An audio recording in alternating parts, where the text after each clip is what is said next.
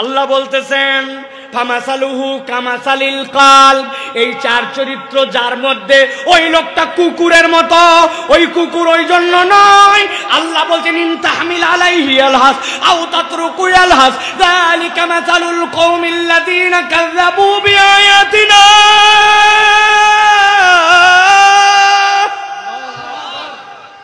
আল্লাহ বলছেন ও বান্দা, তোরা কেউ কুকুরের পিঠে বোঝা চাপাস না, কিন্তু কুকুরের পিঠে যদি কেউ বোঝা কথার কথা চাপায় দেয়, কুকুর হাঁপাবে, লোড নিতে পারবে না। কিন্তু কুকুরকে যদি ছেড়ে দাও তাও কুকুর হাঁপায়। আরবিতে লাহাস, লাম ছোট হাস হা, এই লাহাস মানে জিহ্বা বের করার পরে সামনে দিয়ে যে ফোঁটা ফোঁটা রস পড়ে।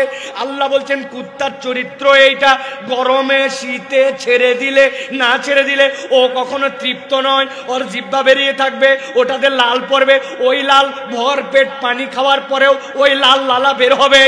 আল্লাহ বলছেন কুত্তা যেরকম অস্থির আর কুত্তার যেরকম লালা ফুরায় না। তুমি যদি আল্লাহর আয়াত জেনে বুঝে অস্বীকার করো, শয়তান অনুগামী হয়, হালাল হারাম বিবেচনা না করে নিরেট দুনিয়াদার হও, আর মন পছন্দ জিন্দেগি চালাও, আল্লাহ দুনিয়া আখিরাত মানুষের জন্য, ওই ধরনের মানুষের জন্য কুত্তার মতো অস্থির বানায়া দিবে। যারা এই কোরআন শোনার জন্য আসেন, এই কোরআন কিছু না করলেও আপনাকে কমসে কম 4টা বেনিফিট দান করবে। কয়টা? জোরে বলেন। এটা মুখস্থ রাখতে হবে। যে কোনো মাহফিলের প্রারম্ভিকতায় আপনার নিয়ত যদি বিশুদ্ধ না হয়, তাহলে মিজানের পাল্লায় এটা ওজনে ভারী হবে না।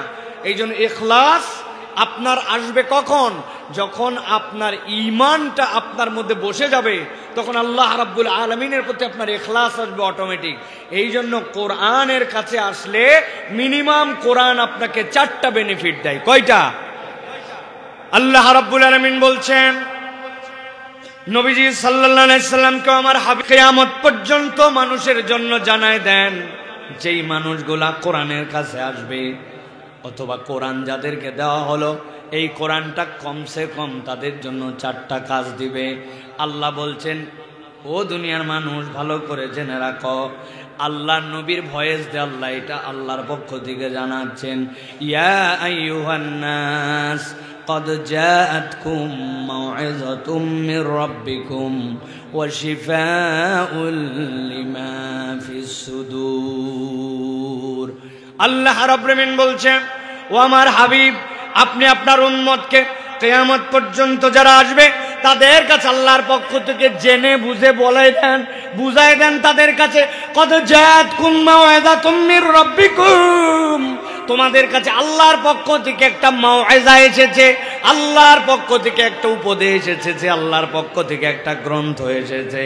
আল্লাহ বলছেন এটা কেমন গ্রন্থ জানো নাকি? তোমাদের কাছে যে মাওয়াইজাটা এসেছে এটা আল্লাহর পক্ষ থেকে তোমাদের জন্য প্রেসক্রিপশনের মতো। আপনাদের এখানে যারা আছেন ভোলার মানুষ, জীবনে একবার হলেও ডাক্তার দেখাইছেন অথবা ডাক্তারের শরণাপন্ন হয়ে প্রেসক্রিপশন অনুযায়ী ঔষধ খেতে হয়েছে, এরকম যারা আছেন তারা একবার হাত তোলেন তো ভাই। জীবনে একবারের জন্য ডাক্তারের কাছে গেছেন, হাত নামান।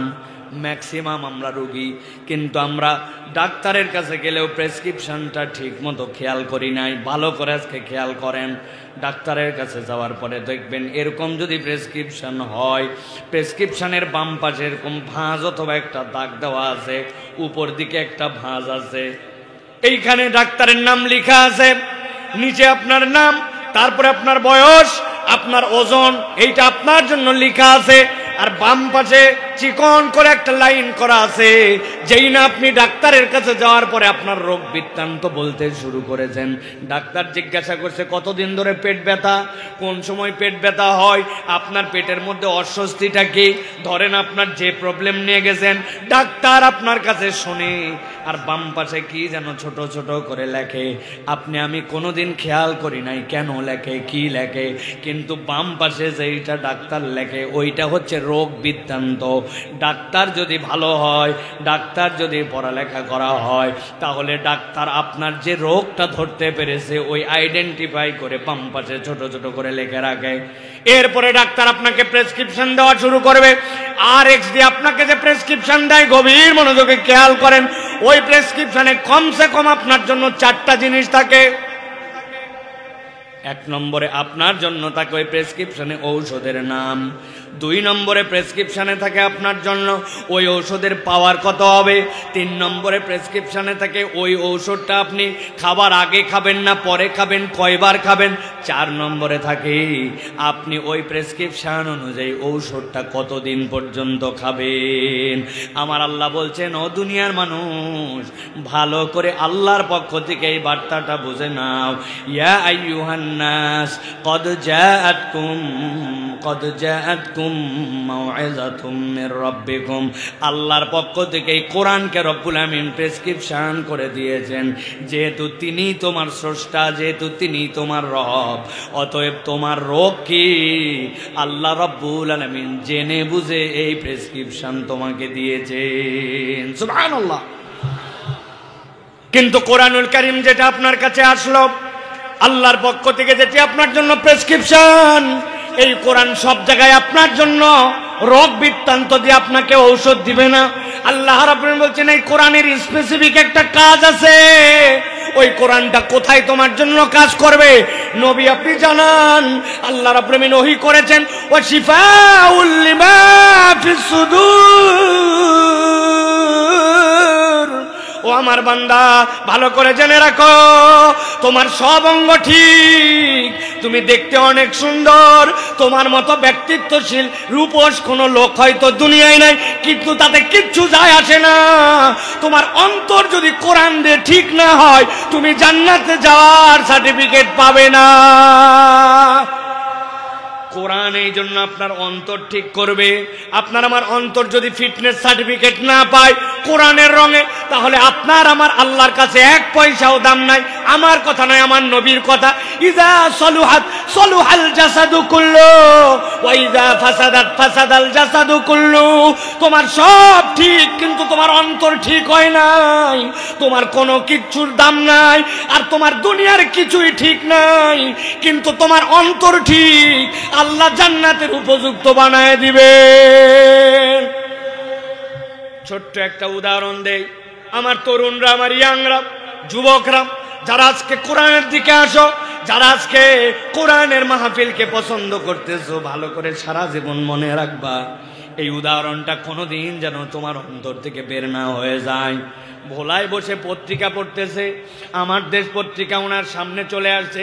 হঠাৎ করে পত্রিকার পাতা উল্টাতে যেয়ে দেখে সেনাবাহিনীর পক্ষ থেকে একটা বিজ্ঞাপন আসছে। কি বিজ্ঞাপন? বলে এক সেনাবাহিনীতে নতুন করে লোক নেওয়া হবে, তবে যেমন তেমন লোক নয়, কমিশন র্যাঙ্ক 2nd লেফটেন্যান্ট পদে নেওয়া হবে।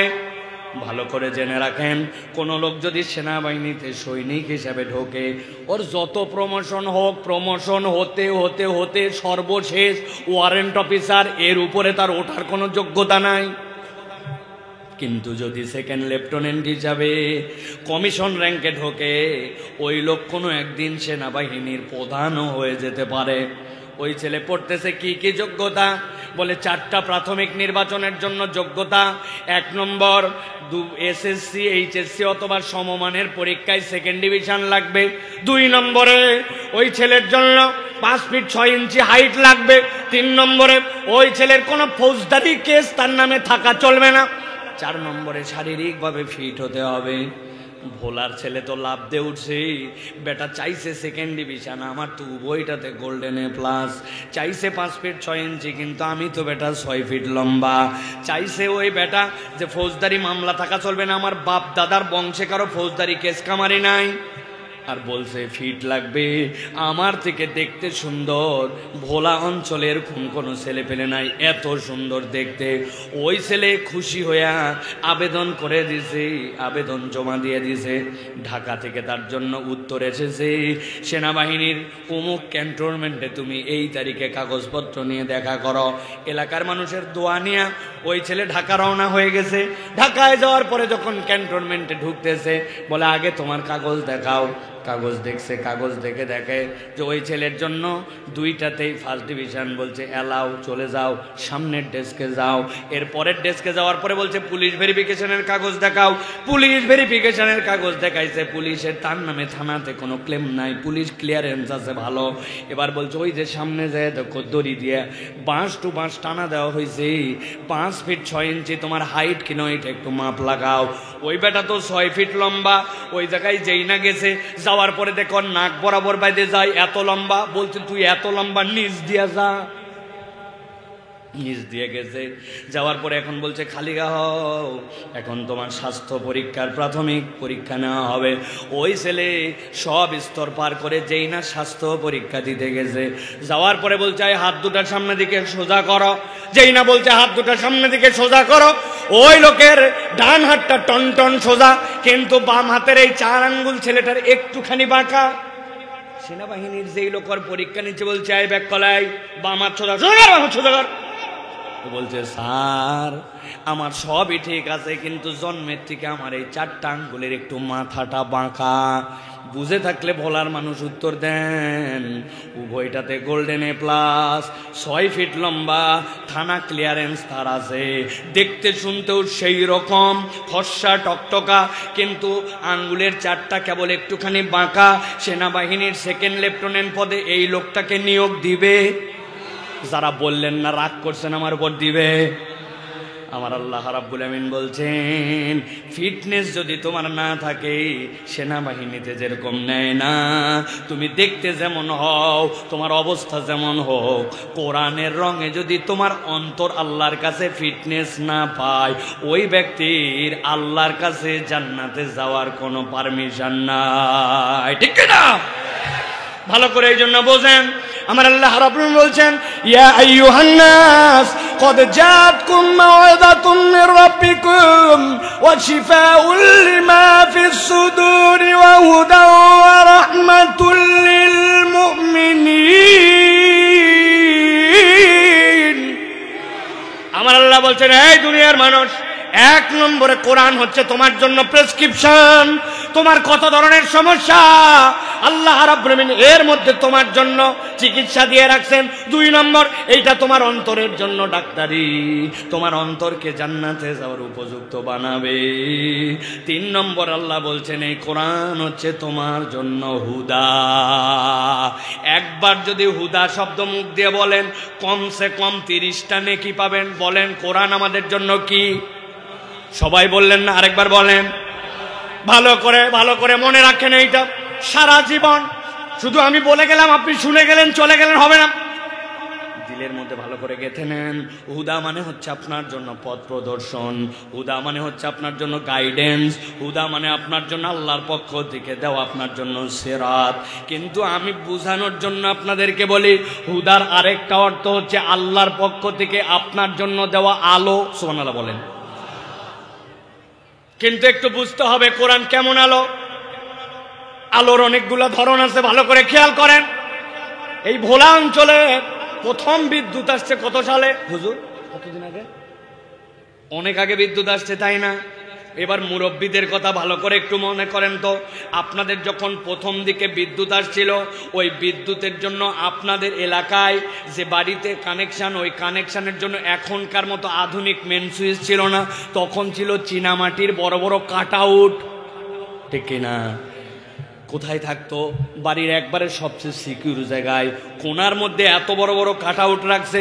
হঠাৎ করে একদিন সন্ধ্যার পরে এক লোক বাড়িতে ঢুকে দেখে উনার বাড়িতে বিদ্যুৎ নাই, অথচ মসজিদে কারেন্ট আছে, আশপাশের বাড়িতে কারেন্ট আছে, আশপাশের মহল্লায় সবার কারেন্ট আছে, উনার বাড়িতে বিদ্যুৎ নাই। বুঝে ফেলছে মনে হয় কাট আউট পড়ে গেছে।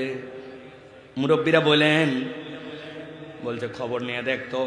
উঠছে, উঠার পরে কাট আউট টান দিয়ে বের করছে, যা ভাবছিল তাই, দেখে কাট আউটের মাথা তার নাই। এখন কাট আউটটা ঠিক করা লাগবে। বাড়ির মধ্যে তার আছে, তার নিয়ে আসছে, দাঁত দিয়ে ছিলছে, ছিলে প্যাঁচ দিয়া কাট আউটের ও মাথা লাগাই দিয়া কোনার মধ্যে এখন কাট আউট লাগাতে যাবে। ছেলেকে বলছে আই বেটা এদিকে আয়, আমি কাট আউট লাগাতে যাব, কিন্তু ভুল করে যদি আমার আঙ্গুল একবার ভিতরে যায় খবর আছে না নাই? বললেন না যে কাট আউট লাগাতে যাই যদি নখ ঢুকে যায় বিপদ আছে কিনা? ব্যাটারে ডাকতে বলছে, আব্বা দিকে এই যে টর্চটা ধর। আমি যখন কাট আউট লাগাতে যাব তুই তখন এই বরাবর টর্চ ধরে রাখবি, আমি কিন্তু কাট আউট লাগাবো, নড়াচড়া দান করিস না, বিপদ আছে কিন্তু। ওই ছেলের হাতের মধ্যে টর্চ দিয়া ওনার আব্বা গেছে কাট আউট লাগানোর জন্য। যেই না টর্চ দিছে, সন্ধ্যার পরে মশার একটা ধর্ম আছে, মশা সন্ধ্যার পরে আলো যেদিকে মশা সেদিকে, ঠিক কিনা? এখন যেই না টর্চ ধরছে সব মশা ওই ছেলের দিকে আসছে। একটা মশা চান্স পায় ওই ছেলের হাতের মধ্যে দিছে কামড়। ও চিন্তা করছে আমার চোখের সামনে তুই কামড় দিয়েছি, এত বড় বেহায়া মশা কোথাকার, বাম হাত দিয়ে তুলে ডান হাতে দিছে থাপ। যেই না দিছে বাড়ি, টর্চ তো গেছে নড়ে, আব্বা তো লাগাতে গেছে কাট আউট। বাপ তো চিল্লাই উঠছে, তোরে বলছি টর্চ সোজা করে ধরতে, কয় আব্বা মশা। বলছে তুই এক মশা মারতে তো তোর বাপের কাম ছাড়ছিলে, ঠিক না? ভালো করে বুঝেন, হাসানোর জন্য বলি নাই, মাথার মধ্যে ব্রেনের মধ্যে ঢুকায় দেওয়ার জন্য বলছি। যেই টর্চ অন্যের উপরে নির্ভর করে ধরতে হয়, ওই টর্চ নড়াচড়ায় আপনার বিপদ আরো বাড়তে পারে। আল্লাহ বলছেন এই কোরআন তোমার জন্য হুদা, এই কোরআন তোমার জন্য কেমন আলো জানো? ওই যে কতকগুলি ডাক্তার আছে অপারেশন করার জন্য যখন যায়, কপালের মধ্যে বেল্ট দিয়া সুন্দর করে টর্চ লাগায় নাই, দাঁতের ডাক্তার, কানের ডাক্তার, অপারেশন থিয়েটারে কপালের মধ্যে বেল্ট, এই জায়গায় টর্চ লাগানো। ডাক্তারের চোখ যেখানে, আলো সেখানে, কাউকে ধরতে হয় না। আল্লাহ বলছেন এই কোরআন তোমার জন্য হুদা, যেমন তেমন হুদা নয়। এই কোরআন একবার অন্তর্জার পরিষ্কার হয়ে ইনস্টল হয়ে যাবে, ওই বান্দা হেদায়েত থেকে গাফেল থাকতে পারবে না। বান্দাকে কোরআন অটোমেটিক হেদায়েতের রাস্তায় নিবে। সুবহানাল্লাহ। এই ভোলার রাস্তা কত সুন্দর হয়ে গেছে। 3 বছর আগে আসছিলাম, মাথা খারাপ অবস্থা। ভালো করে খেয়াল করেন, এখানে যারা বাইক চালান, আপনি রাস্তা দিয়ে চলতেছেন, রাত্রেবেলা যখন হেডলাইটের ডিপার মারেন, 3 কোনায় এরকম করে অনেক সাইনবোর্ড দেখতে পান, সামনে স্কুল, সামনে মসজিদ, সামনে স্পিড ব্রেকার, সামনে সরু রাস্তা, সামনে বাঁকা রাস্তা, দেখতে পান কিনা?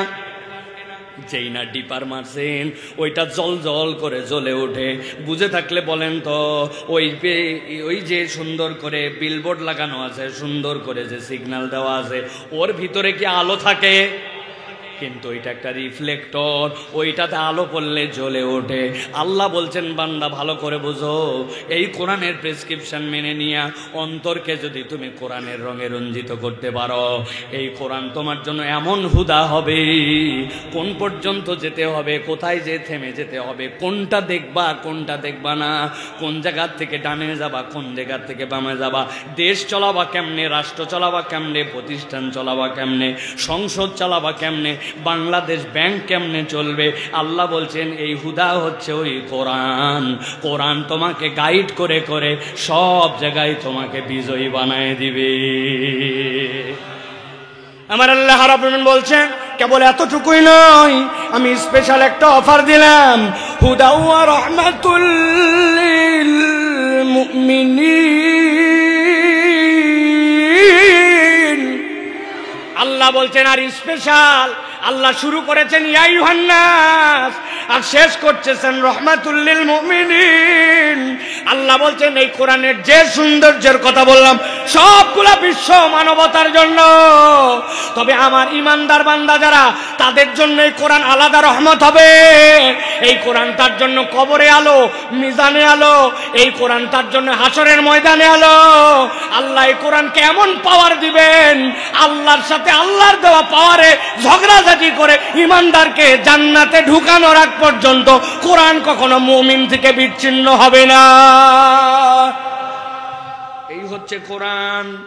আল্লাহ বলছেন কি শুনতে আসছো শীতের মধ্যে, গার মধ্যে কাঁপনি লাগতেছে, নিচে স্যাঁতস্যাঁতা হয়ে গেছে, কষ্ট করে কত দূর থেকে আসছো।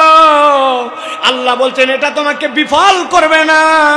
এই কোরআন কিছু না দিলেও বুঝে নিলে তোমার জন্য এই 4টা কল্যাণ দিবে। সুবহানাল্লাহ। আমাদের অনেকের ধারণা, বিশেষ করে ইয়াং তরুণ যারা, যে হুজুর গাজায় মুসলমান মরে যায়, সারা দুনিয়াতে মুসলমান খালি মায়ের খায়, সব জায়গায় ইসলামপন্থীদের বিপদ আর বিপদ। আমরা কোরআনপন্থীরা বোধহয় এই দুনিয়ায় মায়ের খাওয়ার আর পরাজিত হওয়ার জন্য আসছি, মনে হয় এরকম একটা আমাদের ভিতরে সেন্টিমেন্ট হয়েছে, ঠিক কি না? ভালো করে। যারা তালেব ইলম আছেন, আমি আপনাদেরকে বলবো আয়াত নম্বর বলে দিলে শুধু মুখস্থ ওয়াজ শুনেন না, এইটা যাওয়ার পরে একটু মোতালা করবেন। এই আলোকে আপনার প্রস্তুতি লাগবে। আল্লাহ রাব্বুল আলামিন 21 নম্বর সূরা আম্বিয়া 18 নম্বর আয়াতের মধ্যে আল্লাহ বলছেন, বাল নাকযিফু বিল হাক্কি আলাল বাতিল ফায়াদমাগুহু ফাইদা হুয়া সাহিক ওয়া লাকুমুল ওয়াইলু মিম্মা তাসিফুন। আমার আল্লাহ বলছেন, এই দুনিয়ার মানুষ ঠান্ডা মাথায় বোঝো, বাল নাকযিফু বিল হাক্কি আলাল বাতিল, এই হকের তাফসীর করেছেন তাফসীর ইবনে আশুরের ভিতরে আল্লামা ইবনে আশুর রাহমাতুল্লাহি আলাইহি তাফসীরে কাবীরের ভিতরে, আপনার বাতির কাছে তাফসীরে মারিফুল কোরআনের মধ্যে মুফতি মুহাম্মদ শফি রাহমাতুল্লাহি আলাইহি বলতেছেন, এই হকের মানে কি? বাল নাকযিফু বিল হক, হক মানে তিনটা, হক মানে ইসলাম, হক মানে ঈমান, হক মানে কোরআন। আল্লাহ বলছেন, কোন ব্যক্তি যদি কোরআনকে ধারণ করে মুসলমান হয়ে ঈমানের বলে বলিয়ান হয়, আমি আল্লাহ গ্যারান্টার হলাম, বাল নাকযিফু বিল হাক্কি আলাল বাতিল, এই কোরআন তোমাকে পরাজিত করতে আসে নাই, ও বাতিলের উপরে আঘাত করার জন্য আসছে। আল্লাহু আকবার। আল্লাহ বলছেন বাতিলে আঘাত করবে, তবে কেমন আঘাত? ফায়াদমাগুহু, আরবিতে দাল মিম গাইন দামগুন, দরাবা মানেও আঘাত করা, কিন্তু দামগুন মানে সে আঘাত করা নয়। দামগুন মানে এই আঘাত যে কোনো জায়গায় হবে না।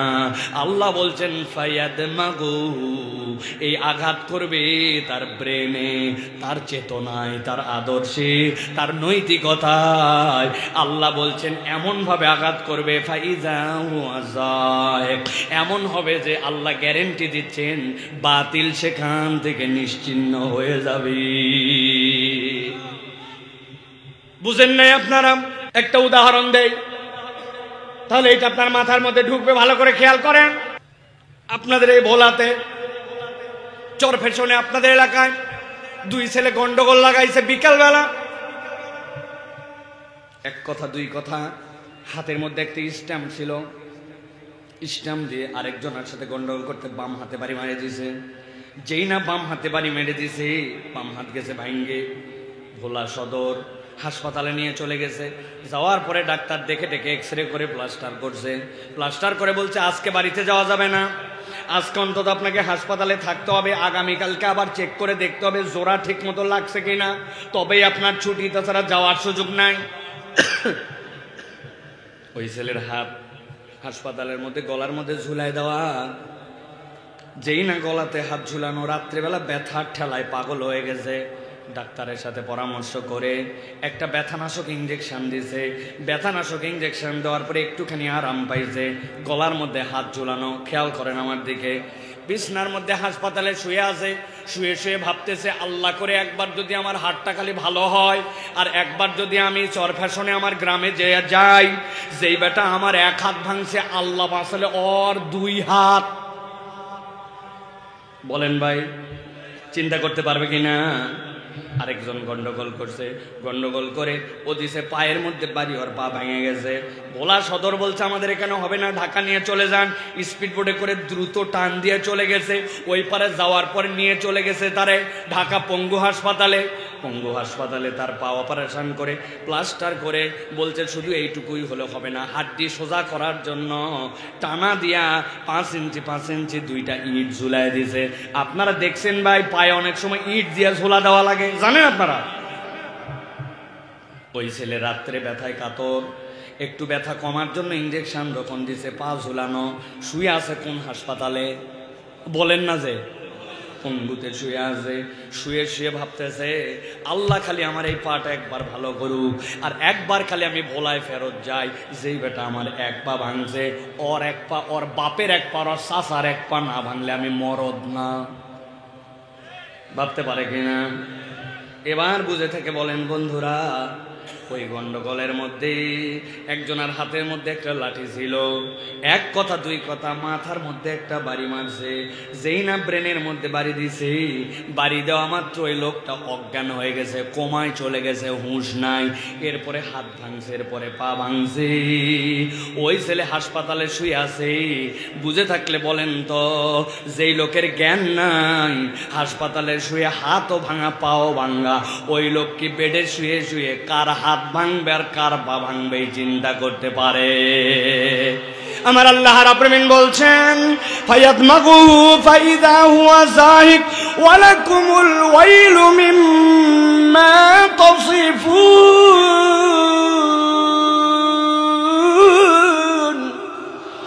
এই দুনিয়ার মানুষ ভালো করে জেনে রাখো, কোরআনের পরিবর্তন যে কোনো জায়গায় পরিবর্তন নয়।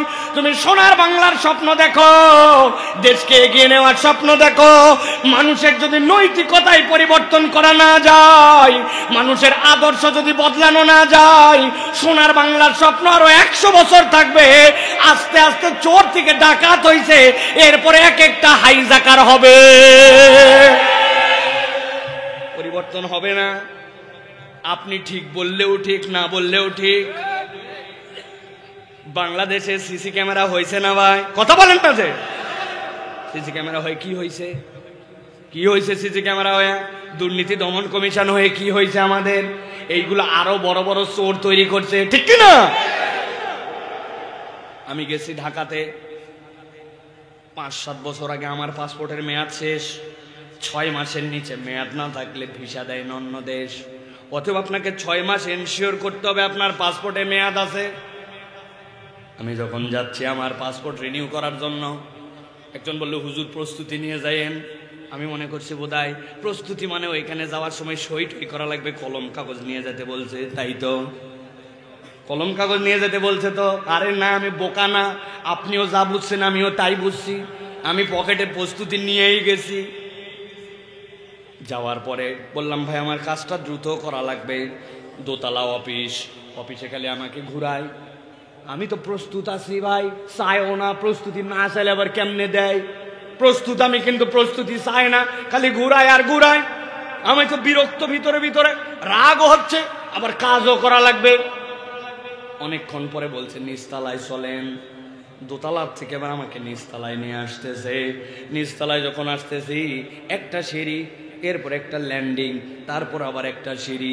ওই যে এক ধাপ সিঁড়ি দিয়া মধ্যের যে জায়গা, ওই জায়গায় বলছে এখানে একটু দাঁড়ান। দাঁড়ালাম, বলতেছে এবার টাকা দেন।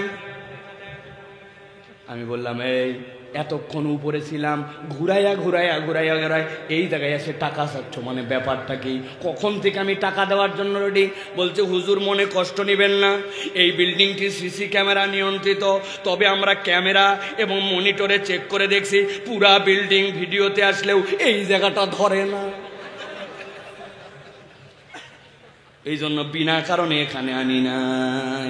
ওই লোক যদি একবার জানতো কিরামান কাতিবিন ইয়ালামুনা মা তাফআলুন, বান্দা তোমার সিসি ক্যামেরার মিস্টেক হয়ে যেতে পারে, কেউ তোমার না দেখতে পারে, কিন্তু তোমার কাঁধের ফেরেশতা সব সময় দেখতেছে। এই বোধ আপনাকে কেউ জাগ্রত করে না। আল্লাহ বলছেন এই বোধ জাগ্রত করে কোরআন। আল্লাহ পরিবর্তন করতে চান ওই জায়গায়, ঠিক না? এই দেশ থেকে তো অনেকে পালায় চলে গেল, গেছে নাকি ভাই? গেছে নাকি পালায়? যাওয়ার পরে ভাবতেছে বিরাট ব্যাপার, বাংলাদেশ থেকে বাড়াতে পারলে বাইচে গেলাম, তাই না? আমি ভোলার মুসলমানের কাছে জিজ্ঞাসা করি, আমেরিকা কি আল্লাহর দুনিয়ার বাহিরে না ভেতরে? কানাডা, ইউরোপ, পাশের দেশ। তাইলে আপনি কেমনে ভাবলেন দেশের থেকে পালালাম মানে বেঁচে গেলাম? আপনি তওবা করে বিচারের মুখোমুখি যদি না হন, এই পালানো কেবল শুরু, জাহান্নামে যাওয়ার আগ পর্যন্ত পালানো শেষ হবে না, ঠিক না? মনে করতেছে আমরা বিরাট বাসা বেঁচে গেলাম, আপনি বাসেন নাই, কেবল ধরা খাওয়া শুরু। ছেলে পেলে ফুটবল খেলো, খেলো, ফুটবল খেলা হয় সেন্টার থেকে শুরু, এরপরে ওইখান থেকে যেই না টোকাটুকি শুরু, ওখান থেকে গোলের দিকে কিক দেয়, না, বল আগাতে আগাতে আগাতে আস্তে করে ডি বক্সের মধ্যে নেয়, গোলের কাছাকাছি নেয়, তারপরে শর্ট দিয়ে গোলে দেওয়া লাগে, ঠিক কি না? তো যেইগুলা কেবল পালাইছে ওরা তো শর্ট খাওয়া শুরু, এখনো তো খেলাই গোলই হয় নাই, এমন শর্ট খাবে তওবা না করলে জাহান্নামে ঢুকে যাবে, ঠিক কি না? তুমি দেশটা পাচার করে দিয়া মনে করতেছো বেঁচে গেলাম, জি না, এত সোজা নয়। ইন্না বাদশা রব্বিকা লাশাদীদ, ধরে না ধরে না ধরে না, ধরলে আল্লাহ ছাড়ে না, ঠিক কি না? অতএব প্রিয় ভাইরা, এই যে কোরআন শোনার জন্য আমরা আসলাম, বসলাম, বুঝে থাকলে তাহলে বলেন যে এই কোরআন শোনার এই মাহফিলে আসলে লাভ আছে না নাই? আছে। তাহলে আমরা কি কোরআন থেকে কিছু কথা শুনতে রাজি আছি ইনশাআল্লাহ? আছেন তো আপনারা? এই জায়গার মানুষ তো প্রথম কথা শুনতেছেন আমার, ওই জন্য অনেকেই ধারণা করতেছেন মাশাআল্লাহ হুজুর তো আসার পরের থেকেই এদিক ওদিক তাকায়নি, ওয়াজ শুরু করে দিয়েছে, তাই না ভাই? ওয়াজ এখনো শুরু হয় না, কেবল একটু বাউন্ডারি দিলাম।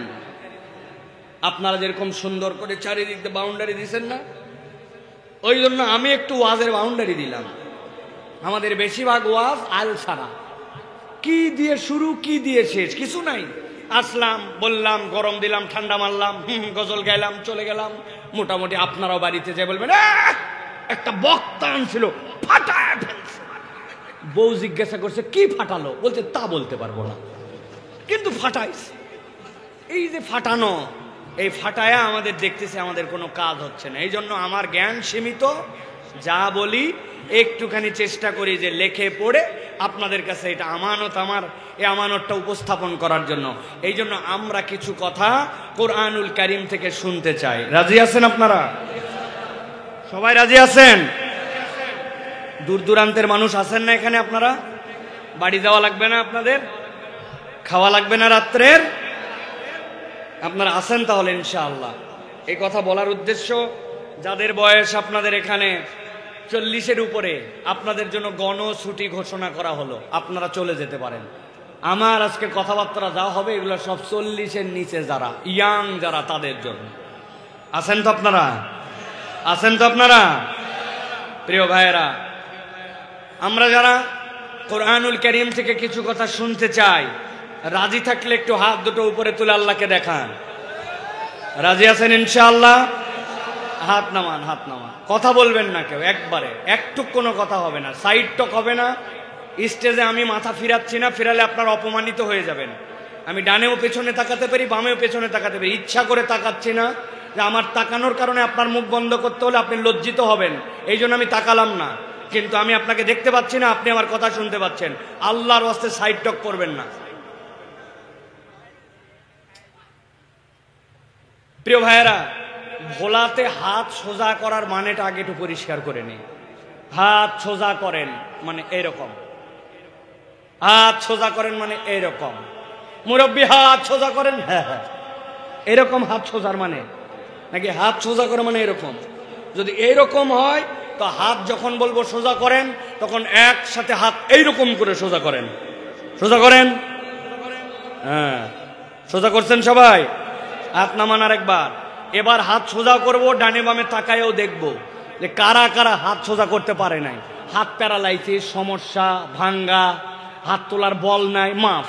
কিন্তু হাত সোজা করার ক্ষমতা আছে, কিন্তু হাত তুলতেছে না, তাদের চেহারা আমরা ডানে বামে তাকায় দেখব। সকলে একসাথে হাত সোজা করেন। করছেন সোজা? সোজা হয়েছে সবার? এবার ডানে বামে দেখে নেন কার হাত সোজা হয়নি, হাতগুলো এই ছেড়াই।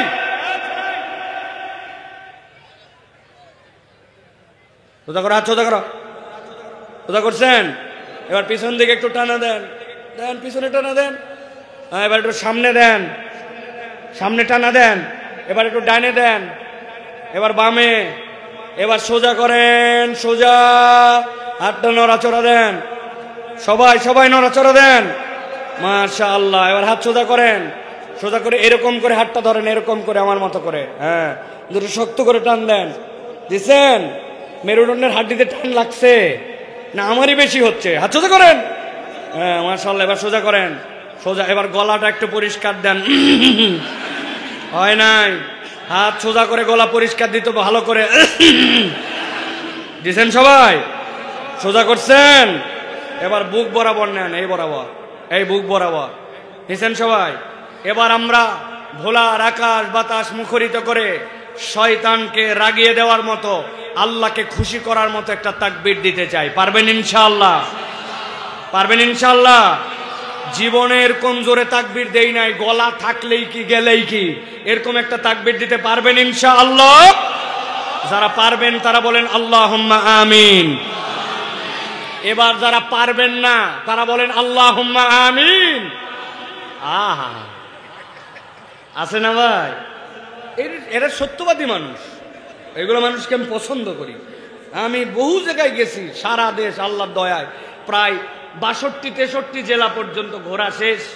ওই সেপ্টেম্বরের 4 তারিখ থেকে শুরু, যত পাম পট্টি দিয়া বাপরে বাপ যে একটা তাকবীর দিতে হবে।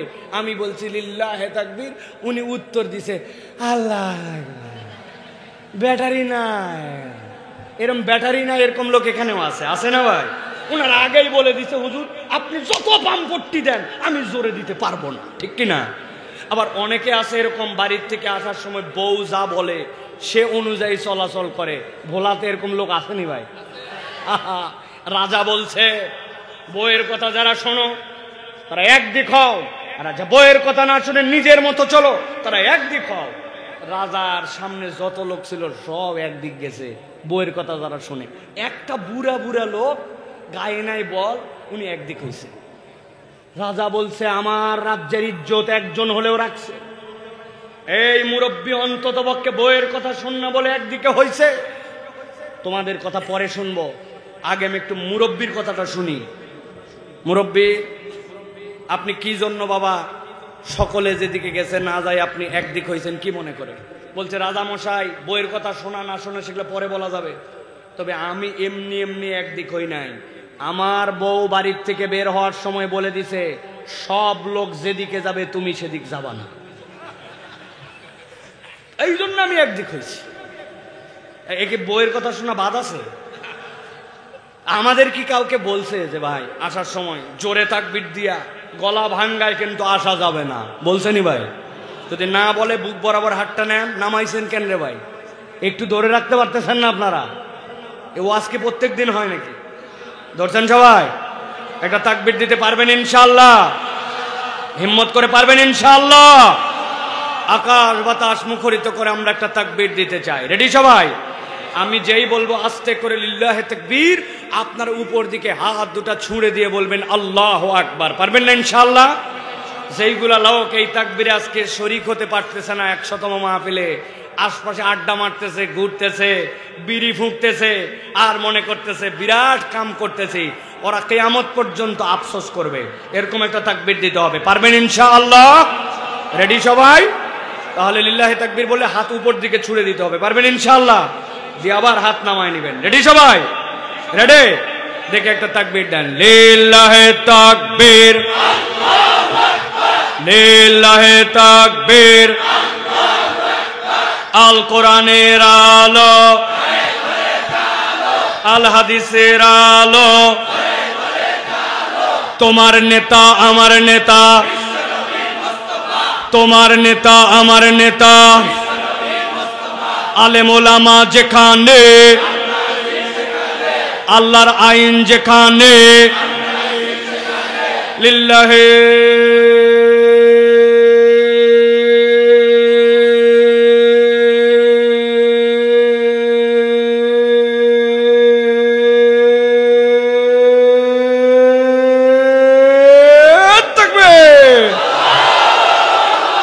আলহামদুলিল্লাহ। হাত নামান। আলহামদুলিল্লাহ। শয়তান আছে আর এলাকা সারা, ঠিক কিনা? আল্লাহু আকবারের স্লোগান শয়তান সহ্য করতে পারে না। এই জন্য আল্লাহু আকবারের স্লোগান যারা দুনিয়াতে মানুষ রূপেও সহ্য করতে পারে না, ওরাও হচ্ছে শয়তানের আপন খালাতো ফুফাতো ভাই। আল্লাহু আকবারের স্লোগান যাদের সাথে নাই, আগামীর বাংলাদেশে তাদের সাথে আমাদের কোনো সম্পর্ক নাই। আল্লাহু আকবারের স্লোগান কোনো দলীয় স্লোগান নয়, কোনো পার্টির স্লোগান নয়, কোন গোষ্ঠীর স্লোগান নয়। আল্লাহু আকবারের স্লোগান ইমানদারের স্লোগান, এই ইমানদারের হৃদয়ে যতদিন পর্যন্ত ঈমান থাকবে, এই বাংলার আকাশে কিয়ামত পর্যন্ত আল্লাহু আকবারের স্লোগান চলতেই থাকবে, চলতেই থাকবে, চলতেই থাকবে।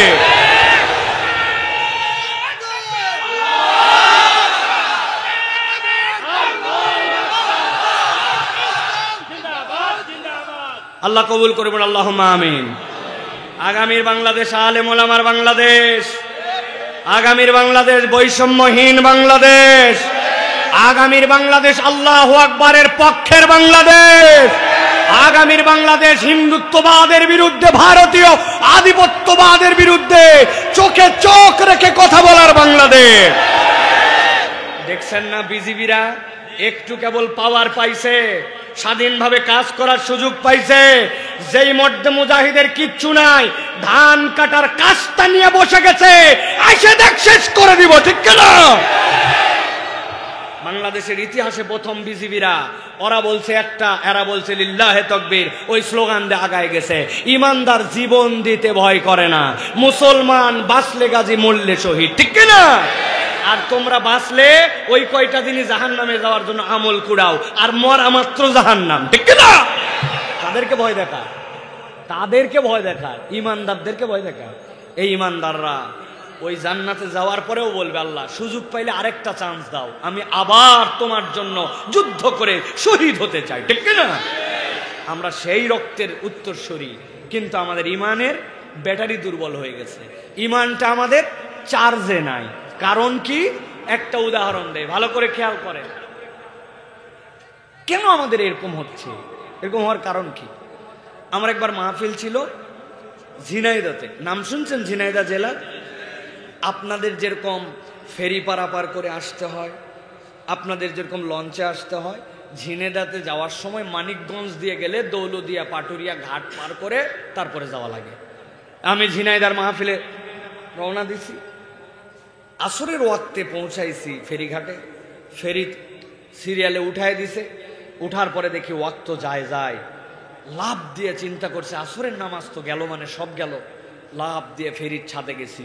যারা ফেরিতে চলাচল করছেন তারা জেনে থাকবেন, ফেরির ছাদে নামাজের জায়গা থাকে, ঠিক না ভাই? ফেরির ছাদে গেছি, যাওয়ার পরে মোবাইলটা হাতে নিছি, মোবাইল থেকে আস্তে করে কম্পাস বের করছি, কেবলাটা কোন দিক দেখলাম। আপনাদের কেবলা যেরকম এইরকম, এদিকে না কেবলা সোজা এরকম, জি। কেবলা দেখে আমি 2 রাকাত আসরের নামাজ পড়ে ফেলছি। আসরের নামাজ পড়া শেষ, দেখি একটা মুরব্বী ওই কোণার মধ্যে বসে আছে, বসে থেকে আমার দিকে শুধু তাকায় আছে।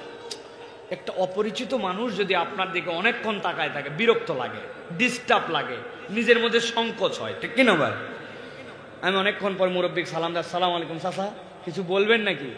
কই বাবা তুমি আজকে আমাকে অবাক করে দিছো, আমি জীবনে আপনাকে দেখি না, এর আগে চিনি না, আমি কেমনে আপনার অবাক করলাম? বলে তোমার আসরের নামাজ পড়ার আগে আমিও এই ফেরির ছাদে উঠছি, ওঠার পরে আমিও নামাজ পড়বো আসরের, কিন্তু আমি তো কেবলা ঠিক করতে পারি না। একজনকে জিজ্ঞাসা করলাম, বাবা কেবলা কোন দিক? এই দিক। সন্দেহ সন্দেহ লাগলো, কেবলা কি এই দিক? আরেকজনের কাছে জিজ্ঞাসা করলাম, বাবা কেবলা কোন দিক? বলে এই দিক। কি মুসিবতের কথা! একজন বলে এদিক, একজন বলে এদিক। আরেকজনের কাছে জিজ্ঞাসা করলাম, বাবা কেবলা কোন দিক? বলে মুরব্বী কেবলায় মাঝ বরাবর। চিন্তা করলাম, 2 জনের মাঝ বরাবর যা আছে কপালে, ওয়াক্ত চলে যাচ্ছে, নামাজ পড়ে ফেলায়। নামাজ পড়ে নিচ্ছি 2 রাকাত, কিন্তু অবাক হলাম, তুমি আসার পরে কাউকে জিজ্ঞাসা করলে না। মুসাফির তোমাকে দেখেই বোঝা যাচ্ছে, আসলা আর কেবলা ঠিক করে নামাজ পড়ে নিলে, সূর্য তো ডোবা ডোবা অবস্থা, সূর্য দেখাই যাচ্ছে না, কেমনে কি? আমি বললাম, ও চাচা এই জন্য আমি আপনাকে অবাক করছি। এটা কোনো ব্যাপারই না। আমার মোবাইলের মধ্যে কম্পাস আছে, কম্পাসের ধর্ম হচ্ছে, যেহেতু চম্বুক দিয়ে আইটেম, কম্পাসের ধর্ম উত্তর দক্ষিণ, এর বিপরীত পূর্ব পশ্চিম। যেহেতু আমরা খানায় কাবার থেকে পূর্ব প্রান্তে, এই জন্য আমরা কেবলা পশ্চিম দিকে, আমাদের কেবলা, এই হিসাবে আমরা দেখে আমরা মোবাইল থেকে এই নেভিগেশন বের করে আমরা নামাজ পড়ে ফেলতে পারি, কেবলা ঠিক করে ফেলতে পারি। বলল যে আমিও তো অনেক সফর করি, বিভিন্ন জায়গায় আমি যাই, তাহলে আমার মোবাইলে কি এটা একটু ঠিকঠাক করে দেওয়া যাবে, যাতে করে আমি অন্তত কেবলাটা দেখে একা একা নামাজ পড়ে ফেলতে পারি? আমি চিন্তা করলাম সোয়াব কামানোর এই একটা সুযোগ, আমি যদি উনার কম্পাসটা ঠিক করে দেই তাহলে উনি যত ওয়াক্ত দেখে নামাজ পড়বে সব সোয়াবের একটা ভাগ আমি পাবো। আমি খুশি হয়ে বললাম, ব্যাপারই না চাচা, আমার মোবাইলে ইন্টারনেট আছে, হটস্পট আছে, সব আছে। আপনার মোবাইলে আমি 2 মিনিটের মধ্যে এইটা ঠিক করে তুলে দিয়ে কোন দিক কেবলা হবে দেখে বুঝায় দিয়ে আমি যাচ্ছি, আপনি শুধু আপনার মোবাইলটা আমারে দেন। চাচা খুশিতে আমার জন্য জাযাকাল্লাহ খাইর দোয়া করতে করতে পকেটের থেকে মোবাইল বাইর করে আমার হাতে দিয়ে দিছে। আমি তো মোবাইল হাতে নিয়ে অবাক। মোবাইল হচ্ছে নোকিয়া 3220। আপনারা হাসলেন যে ভাই, নোকিয়া 3220 মানে বাটন মোবাইল, তাই তো না ভাই? বুঝে থাকলে বলেন তো, বাটন মোবাইলে গুগল প্লে স্টোর আছে চাচা? আপনি কি বুঝতেছেন? আপনার কি বাটন না অ্যান্ড্রয়েড? দুটোটাই আছে চাচা। পিছায় নাই আমাদের মুরব্বী, স্মার্ট মুরব্বী, মাশাআল্লাহ। তো ওই মুরব্বী আমারে ধরায় দিয়েছে বাটন মোবাইল। বুঝে থাকলে বলেন, বাটন মোবাইলে কি কোনো অ্যাপস ইনস্টল করা যাবে? গুগল থেকে কিছু নামানো যাবে? ভালো করে বুঝেন ভাই, কোরআনের জায়গায় আছে, মাহফিল আছে, কিন্তু আমরা লোকগুলা সব বাটন মোবাইলের মতো হয়ে আছি। আমরা শুনে গেলাম, বলনেওয়ালা বলে গেলাম, কিন্তু আমাকে যে কোরআনের রঙে রঞ্জিত হয়ে আমাকে যে উপযুক্ত হতে হবে কোরআন নেওয়ার, এটা আমি কখনো বিবেচনার মধ্যে নিলাম না। কথা ঠিক কিনা? এই জন্য আমাদের এই অবস্থা। তাছাড়া ইমানদারের ইমানের বলের কাছে দুনিয়ার কারো টিকে থাকার কথা নয়, ঠিক কিনা? আমরা প্রকৃত ইমানদার হতে পারছি না। আল্লাহ আমাদেরকে ইমানদার হওয়ার তৌফিক দান করেন। দেখতে দেখতে রাত কিন্তু গভীর হয়ে যাচ্ছে। প্রিয় ভাইরা, আমরা এখন আর ডানে বামে না, সরাসরি কুরআনুল কারীমের আলোচনার মধ্যে প্রবেশ করব ইনশাআল্লাহ।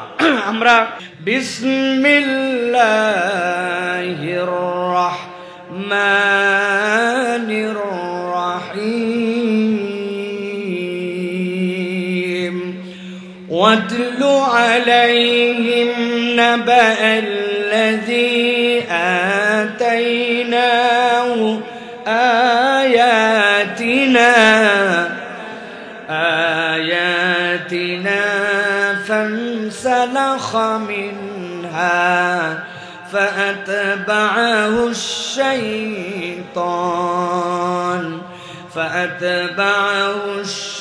الشيطان فكان من الغاوين। আল্লাহ রাব্বুল আলামিন নবীজি সাল্লাল্লাহু আলাইহি সাল্লামকে বলছেন, ও আমার হাবিব, আপনার প্রতি আমি আল্লাহ রাব্বুল আমিন দায়িত্ব দিলাম। গভীর মনোযোগে ঠান্ডা মাথায় খেয়াল করেন।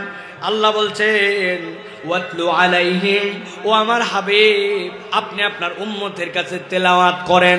আপনি আপনার উম্মতের কাছে তেলাওয়াত করে আল্লাহর এই বাণীটা আপনি আল্লাহর পক্ষ থেকে জানান। মুফাসসিররা ব্যাখ্যা করছেন, আল্লাহ রাব্বুল আমিন কেন নবীজি সাল্লাল্লাহু আলাইহি ওয়াসাল্লামকে আয়াতে কারিমার মধ্যে ওয়াতলু বললেন? মুফাসসিররা বলছেন, ইব্রাহিম আলাইহিস সালাম যখন খানায়ে কাবা নির্মাণ করলেন, খানায়ে কাবা নির্মাণ করার পরে আল্লাহর কাছে দোয়া করলেন, ওয়া ইয ইয়ারফাউ ইব্রাহিমুল কওয়াইদা মিনাল বাইতি ওয়া ইসমাঈল, আয় রব্বুল আমিন, আমি তোমার নির্দেশে আল্লাহ রাব্বুল আলামিনের ঘর বাইতুল্লাহকে নির্মাণ করলাম।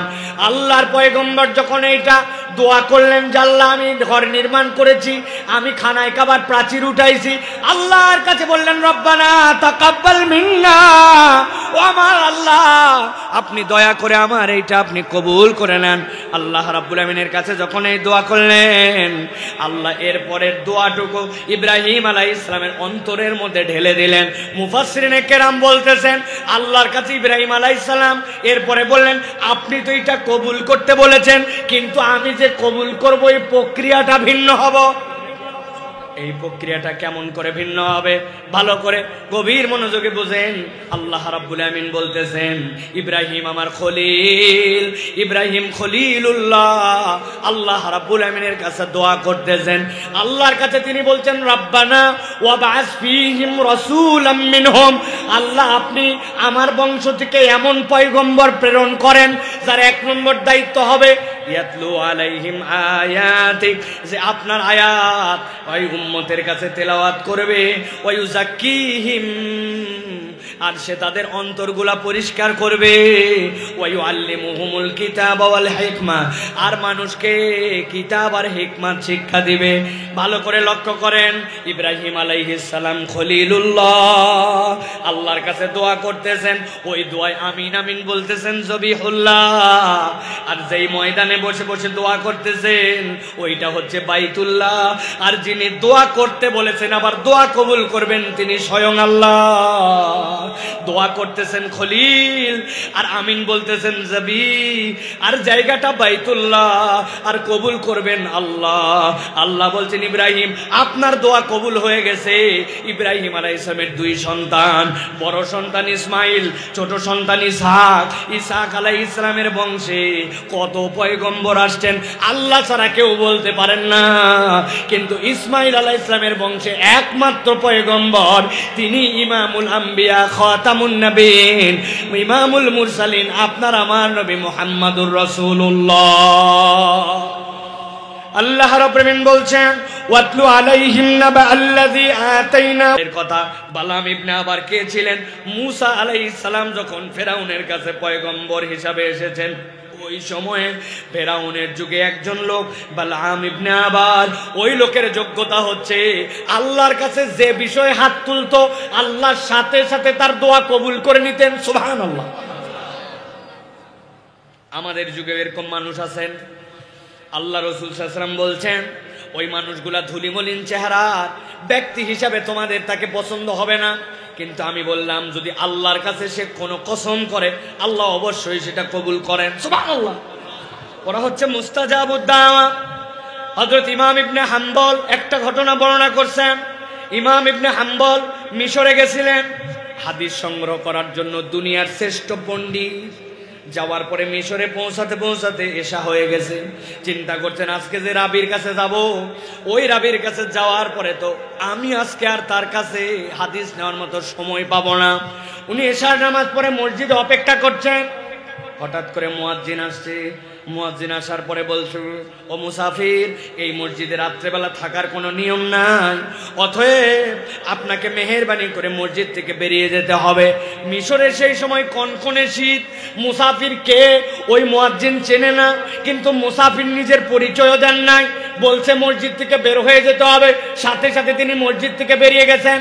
দূরে তাকায় দেখেন একটা চুলা জ্বলতেছে, আগুন দেখা যায়। সেই জায়গাতে একটা লোক রুটি সেকে সেকে রুটি বানায় বিক্রি করে। চিন্তা করছেন যতক্ষণ থাকা যায় অন্তত ওই চুলার কাছে যে থাকলে অন্তত পক্ষে গরমটুকু অন্তত পাওয়া যাবে। আহমদ ইবনে হাম্বল চলে গেছেন ওই দোকানে। যাওয়ার পরে চুপচাপ বসে আছেন। যাওয়ার পরে দেখেন একটা তরুণ যুবক, ইয়াং ম্যান, সে ওই দোকানদার, ওই দোকানের মালিক, কিন্তু দোকানদারটা এক্সেপশনাল। সে নিজেই রুটি খামির করে, নিজেই বানায়, নিজেই রুটি সেকে, আবার যে চায় তাকে নিজেই সে খেতে দেয়। কিন্তু আশ্চর্য হয়ে তিনি লক্ষ্য করে দেখছেন ওই যুবক যখন খামির করে তখন মুখটা কেমন কেমন করে নড়ায়, আবার যখন ওইটা দিয়ে রুটি বানায় মুখটা কেমন কেমন করে নড়ায়, রুটিটা যখন সেকে কেমন কেমন করে নড়ায়। কেউ যদি সার্ভিস চায় দেওয়ার সময় মুখটা তার নড়াচড়া করে। অনেকক্ষণ পরে ইমাম আহমদ ইবনে হাম্বল তাকে বলেছেন, ও রুটিওয়ালা ভাই, অনেকক্ষণ তোমার কাছে বসে আছি। বলছে আপনাকেও আমি অনেকক্ষণ দেখেছি। কে আপনি? বলে আমি মুসাফির। বলছে কি জিজ্ঞাসা করতে চান? বলে তোমার দিকে তাকায় দেখছি তুমি যে কাজে করো তোমার ঠোঁটটা বিড়বিড় করে নড়ে। তুমি কি হাফেজে কোরআন নাকি? বলছে না আমি হাফেজে কোরআন নয়। তাহলে তুমি বিড়বিড় করে কি বলো? বলছে ও শোনেন, আমি বিড়বিড় করে কিছু বলি না, আমি সব সময় ইস্তেগফারের হালতে থাকার জন্য চেষ্টা করি। যে কাজই করি আমি পড়ি আস্তাগফিরুল্লাহাল আযীম আল্লাযী আতুবু ইলাইহি লা হাওলা ওয়ালা কুওয়াতা ইল্লা বিল্লাহ। বলে মাশাআল্লাহ, দারুণ কথা তো, তুমি সবসময় ইস্তেগফার পড়ো? বলে হ্যাঁ। আর মুসাফির শোনেন, সে আকবরায় বলতেছে এই ইস্তেগফার যে আমি করি এটাতে আল্লাহ আমাকে কি দেয় জানেন নাকি? বলছে কি দেয়?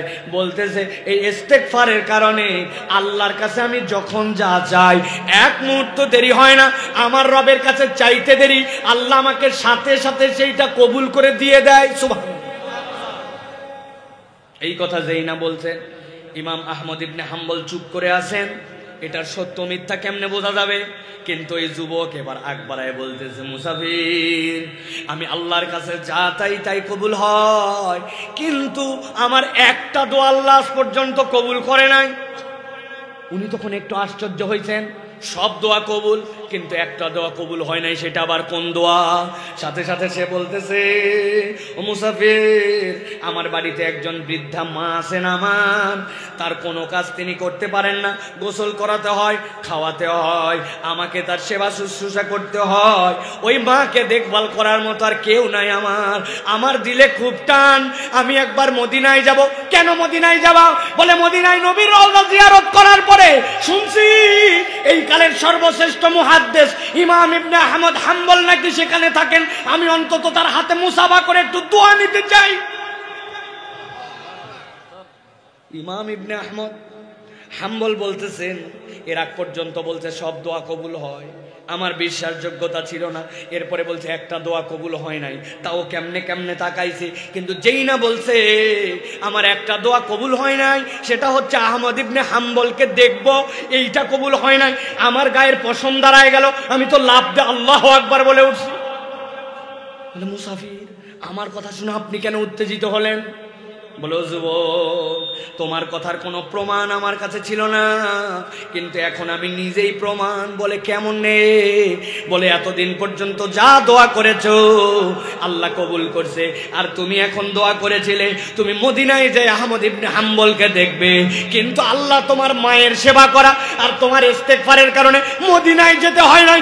আহমদ ইবনে হাম্বল আমিরে বেটা, আমারে তো রুটির দোকানে শীতের মধ্যে হাজির করাইছে। বালাম ইবনে আবার হাত তুলে আল্লাহর কাছে, সাথে সাথে দোয়া কবুল হয়। ফেরাউনের লোকেরা যায় বলছে, এমন একজন লোক আসছে সমাজের মধ্যে, বিভ্রান্তি ছড়াচ্ছে, তুমি তার বিপক্ষে বদদোয়া করো, বদদোয়া করলে তোমার দোয়া কবুল হয়, সে যেন ধ্বংস হয়ে যায়। বলে কার ব্যাপারে? বলে মুসা।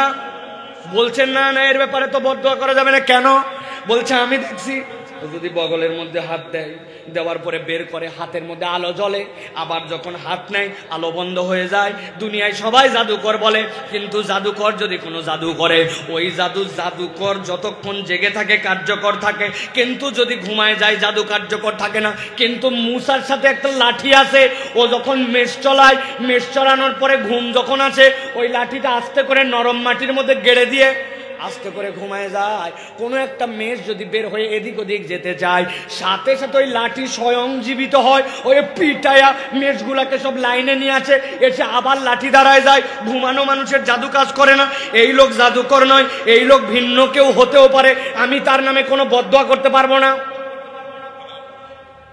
সাথে সাথে সব লোকজন বলছে, মনে করছো আমরা আমার স্বার্থে আসছি? মিয়া, তোমার স্বার্থেও এখানে আসছে। তুমি যদি বদদোয়া করে তাকে ধ্বংস না করে দাও, তাইলে ওই লোক যদি সত্যই প্রতিষ্ঠিত হয়ে যায়, তোমার দরবারে মানুষ আসবে না, তোমার কাছে কে দোয়া চাইতে আসবে? মিয়া, তোমারই তো লস।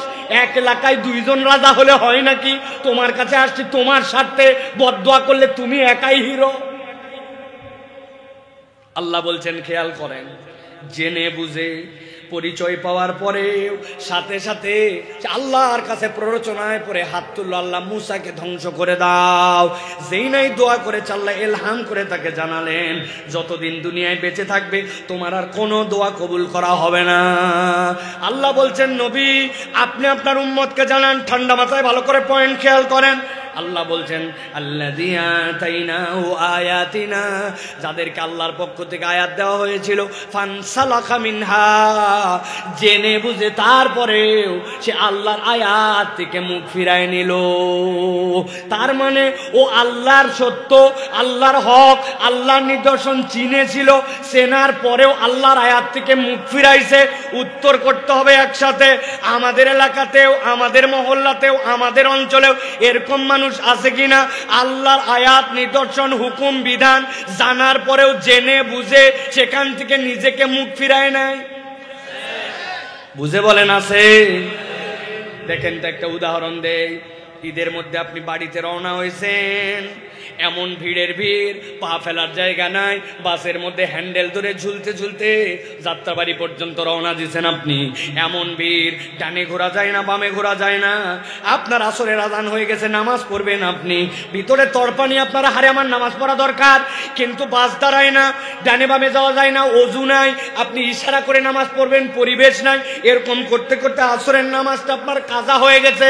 চিৎকার করে বুঝে থাকলে বলেন, এই লোক যে নামাজটা বাদ দিল, এটা কি ইচ্ছায় না অনিচ্ছায়? অনিচ্ছায়। কিন্তু এরকম লোক আছে কিনা বলা। আসরের আজান হয়ে যায়, ক্যারাম বোর্ড খেলে, চায়ের দোকানে আড্ডা মারে, মাছ মারায় ব্যস্ত আছে, ধান লাগায়, ঢুড্ডামি আড্ডামি করে, মসজিদের পাশে স্টলে বসে বসে গল্প মারে। কিন্তু আসরের আজান হয়ে যায়, নামাজ হয়ে যায়, কোনো কারণ ছাড়াই নামাজ পড়তে আসে না। আছে আছে। তাহলে এই যে নামাজটা বাদ দিল, এইটা কি অনিচ্ছায় না ইচ্ছায়? ভালো করে পয়েন্ট মুখস্থ রাখেন।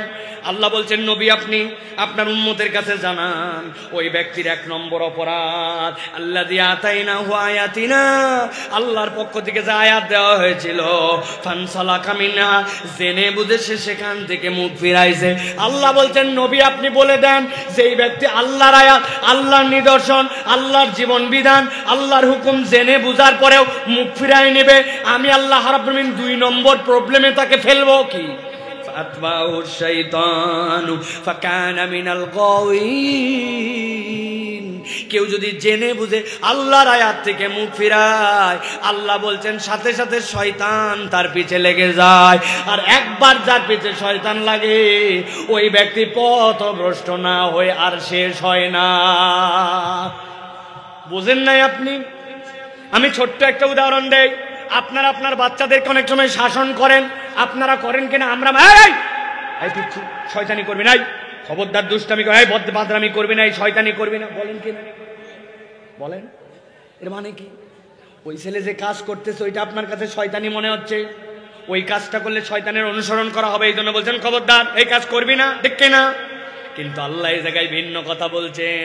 কেউ যদি জেনে বুঝে আল্লাহর আয়াত থেকে মুখ ফিরায়, ফাতবাহু শাইতান, শয়তান তার পিছে লাগে, সে শয়তানের পিছে নয়, শয়তান তার পিছে লেগে যায়, শয়তান তার অনুসরণ করে। আর একবার যার পিছে শয়তান লাগে, আল্লাহ বলছেন ফাকানা মিনাল গাওয়িন, ওই ব্যক্তি পথভ্রষ্ট না হয়ে আর শেষ উপায় নাই। তাহলে এখানে অপরাধ কয়টা? কথা বলতে হবে। কয়টা? 2টা। 1 নম্বর আল্লাহর আয়াত জেনে বুঝে অস্বীকার, 2 নম্বর শয়তান তার পিছে লেগে যাওয়া। মনে আছে তো? সামনে চলে। আল্লাহ বলছেন, ওয়ালাউ শি'না লারাফা'নাহু বিহা, যদি আমি আল্লাহ চাইতাম, তারা যদি আল্লাহর হুকুম মেনে নিত, আমি তার মর্যাদা উপরে উঠাই দিতে পারতাম। সুবহানাল্লাহ। কিন্তু সে আল্লাহর কথা শোনে নাই। আল্লাহ বলছেন, আল্লাহ রাব্বুল আমিনের বিধান সত্য জানার পরেও পালন করে নাই। এর উদাহরণ তো 5 আগস্টের আগেও আছে আমাদের কাছে, আছে না? এই ব্যাককল আমি তো বলে থাকি, একটা কথা বলা আর একটা কথা না বলাই সব শেষ, ঠিক কিনা? বলাটা আপনারা জানেন কি বলছিল, কিন্তু না বলাটা কি বলেন তো? না বলাটা হতেও পারতো যদি বলতো, আমি যে কথা বলে ফেলছি, সরি, এটা আমার বলা ঠিক হয় নাই, আমি জাতির কাছে ক্ষমা চাই, মানুষের কাছে ক্ষমা চাই, ছাত্রদের কাছে ক্ষমা চাই, সমন্বয়কদের কাছে ক্ষমা চাই, আল্লাহর কাছে ক্ষমা চাই, এই কথা বললে এই কেস নাও হতে পারত, ঠিক না? কিন্তু একটা কথা বলা আর একটা কথা না বলা, এতে তার যে অবস্থা হলো, কেন এরকম হলো? ওই ব্যক্তি জেনে বুঝে সত্যকে অস্বীকার করছে, শয়তান তার পিছে লাগছে, তার আর কোনো মাথা কাজ করে নাই, ঠিক না? এই জন্য ভালো করে সাবধান। আল্লাহ বলছেন, ওয়ালাউ শি'না লারাফা'নাহু বিহা, যদি আমি আল্লাহ চাইতাম তার মর্যাদা তুলে দিতে পারতাম। ওয়ালাকিন্নাহু আখলাদা ইলাল আরদ ওয়াত্তাবা হাওয়া, আল্লাহ বলছেন সে আরো 2টা অপরাধ করলো। তাহলে টোটাল অপরাধ কয়টা? কথা বললেন না, কয়টা? হয় নাই।